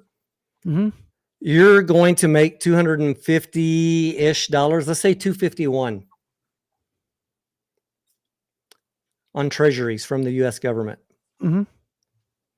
Do you think that's a better deal, or investing $4.6 billion in treasuries that are owned by a public company that has a declining revenue core business that has a lot of inherent risk? Which one is the safer play? Just taking your money and investing in treasuries, or investing in a public company which is investing in the same treasuries? Yeah, why not just invest in the treasuries? That's safer. Exactly. That's what institutions are doing. They're not investing in GameStop. These fuckers are lying to you. Anyone with brains is just buying the treasuries. They're not buying GameStop. That is a fucking lie. Because when you buy GameStop, you're adding risk. You could get the same return just buying the fucking treasuries. But why leave your fucking money sitting there idle? I mean, you do what you want. I don't know, because I believe in Ryan Cohen, mediocre. Hey, that's cool with me. That's cool with me. If you say, again, if you believe in Ryan Cohen, beautiful. Just say that. I have no fundamental analysis that makes sense. I just want to tell you I believe in Ryan Cohen. I will leave you alone. And I wish you luck, and I hope to be there with you if it runs. I hope to be there with you. Stop lying to people about valuation. Bottom line. You want to say we got a speculative play, we got guesswork, we got hope. Hey, beautiful. Let's do it, bro. Let's do it. At least if you're holding it, at least do something to generate. Would I invest 50% of my net worth in that, mediocre? Fuck no. No. Because it's guesswork. You're overpaying for something. If you don't believe me, I'm going to show you the math tomorrow. And you don't like math, then don't watch the video. Math is not for everybody. Finance 101 that a high school student could do is not for everybody. I get it. I get it. Mike, do you believe in math? I'll be doxxed and insulted and called names because they don't want to talk about math. They just want to talk about hopium. They're grifters. They're pumpers. It's very inconvenient to them to talk about math, mediocre. When I expose them for not knowing shit. Mike's a math beautician, right, Mike?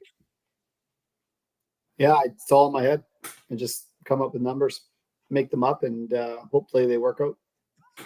I hope it does work out. I hope it for everybody that's in GameStop, especially if you're stuck in the red. I hope it works out. 4.6 billion in cash gives a lot of potential. No, I'm not denying that. But have you done the math to see what kind of return is required on investment of that money to generate return on equity or any sort of financial analysis to see what sort of return you'd need to justify the current price? Why is no GameStop YouTuber talking about that? Why do I need to fucking wade in the swamp and talk about that? Why is it on me? Why aren't GameStop people educating folks? Ryan has $4.6 billion. Here's what he would need to invest, and here is the return he would need to generate to justify the current price. They don't want to talk about that because they're lying to you. Please talk about it, because if you don't, I will. And it's not going to go well for you unless Roaring Kitty comes back, in which case we're all going to be fucking rich bros. But Let's Roaring fucking Kitty go! Tony, Roaring Yeah. Kitty didn't have nothing to fucking do with it. What are you talking about? It was market manipulation that caused all that shit. Oh, Lord. Roaring Kitty One tweets all of a fucking sudden. guy in a fucking meme made that stock run up like that. Get the fuck out of here. If Roaring Kitty tweets, all of a sudden retail collects about $10 billion and pumps costs AMC and GME for some reason. I hope the he way it does. goes. Please, That's Keith, market. come back. We're begging you. Yeah, Whether you Keith. own GameStop or AMC, Keith, come fucking back, man. We Just know want you back. that was all sarcasm. Keith, we want you to come back, and ladies and gentlemen, I want you to sell if you get an opportunity to take a profit. I'm not going to be one of those dipshits that tells you to hold to $2,000 on GameStop. Take your fucking profits. When it comes back down, which it will, because it is overvalued, you can rebuy if you love the company. And you can thank me later. You can thank me later. Not later. Knifey says, I'm betting here no one uses Steam. I use Steam. Mediocre, do you use Steam? Absolutely. Got it right here. Absolutely, Knifey. That's a bad bet, amigo. My kids use Steam. We are gamers, Knifey, despite what the fucking haters tell you. PC gaming's where it's at. All right, ladies and gentlemen, I said an hour and 15 minutes ago we were going to wrap up in 10 minutes. As we often do, I was incorrect. Mediocre, should we close out? Should we close out with a dance song, or should we just like say peace out? I'm sweating my ass off, Mediocre. I'm fucking tired, bro. You know. Woo! Let's go. Tomorrow's another trading day. This is not the fucking weekend. It's only Tuesday. Mike, thank you for hanging out with us. Mediocre, thank you. Mike, I'm going to let you. No shit. The champagne's trying to come Thank up. you. Mike, I'm going to let you. Mike, I'm going to let you go first. Do you have any closing comments? None today, Tony. I've made closing comments before. Super happy about the domestic box office. Looking forward to seeing what all the different stocks in the industry post for earnings. And it looks like based on the numbers we have potential for Q4 to be even better. And we'll see what happens. We'll see what happens at the end of December. Go to the movies, eat some popcorn, even if you're sick of it. It's delicious. I'm going to go in the middle and I'm going to let keto. Mediocre close this out. I'm going to say, please go watch my video that I posted before this live stream. And thank you for joining us in our celebration of the Q3 box office. This was not a company specific live stream. It was a celebration of me being wrong about the Q3 box office targets. Thank you for hanging out with us. Hopefully you had fun. We'll see you in the morning for trading. Good luck in your trading week. Mediocre, take us home. Thank every one of you for watching tonight. I hope you guys enjoyed the live. It was supposed to be funny. If you didn't take it as funny, I don't know what to tell you, but also educational. Hit the like and subscribe. Go over to my channel, hit the like and subscribe, and do the same for Mike. Mediocre's channel is Mediocre Trader on YouTube. Mine is Tony Denaro, but you already know that because you're here. Mike, do you have a YouTube or you have X? No, I am not a scummy YouTuber. I leave that to you guys. You guys do better at it. I do have an X. You'll find me around commenting on Tony's posts, so feel free to follow me. What's your X handle, Mike? At Mike VOGR. At on Twitter. Mike VOGR. All right, go give him a follow, guys. If you're not following Mike, I appreciate your time, Mike, and your optimism about the movie industry and your support. Thank you, guys. Have a great night. We love you. We want to see you all be successful, and no matter what ticker or stock you're in, feel free to hit us up with questions. As long as you're a decent human being, we love to talk to you. Take care.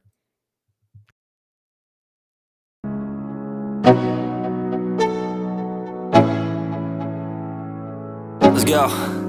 Yeah. I'm like an addict, do I gotta have it. I ain't even playing, got a really bad habit. If it moves, gotta grab it. Fuse like a magnet, lose, won't have it till I'm doomed in a casket. I ain't playing, got a weird mind. If you work 8 hours, I'ma work 9. If the shit tastes sour, you should taste mine. I'ma stay in power for a long time. Get up, nah, I ain't a quitter. Toss me the ball, I'm a really big hitter. Big picture, I'm a straight killer. I send the song to the highest bidder. Got juice, got gas, I'ma move fast. New shoes, new tracks, like who's that? I'm new, come back, better than last. Yeah, it's a new me, never gonna look back. Never gonna look back. Cause damn, I was built to last. You move slow and I move fast, and that's facts. All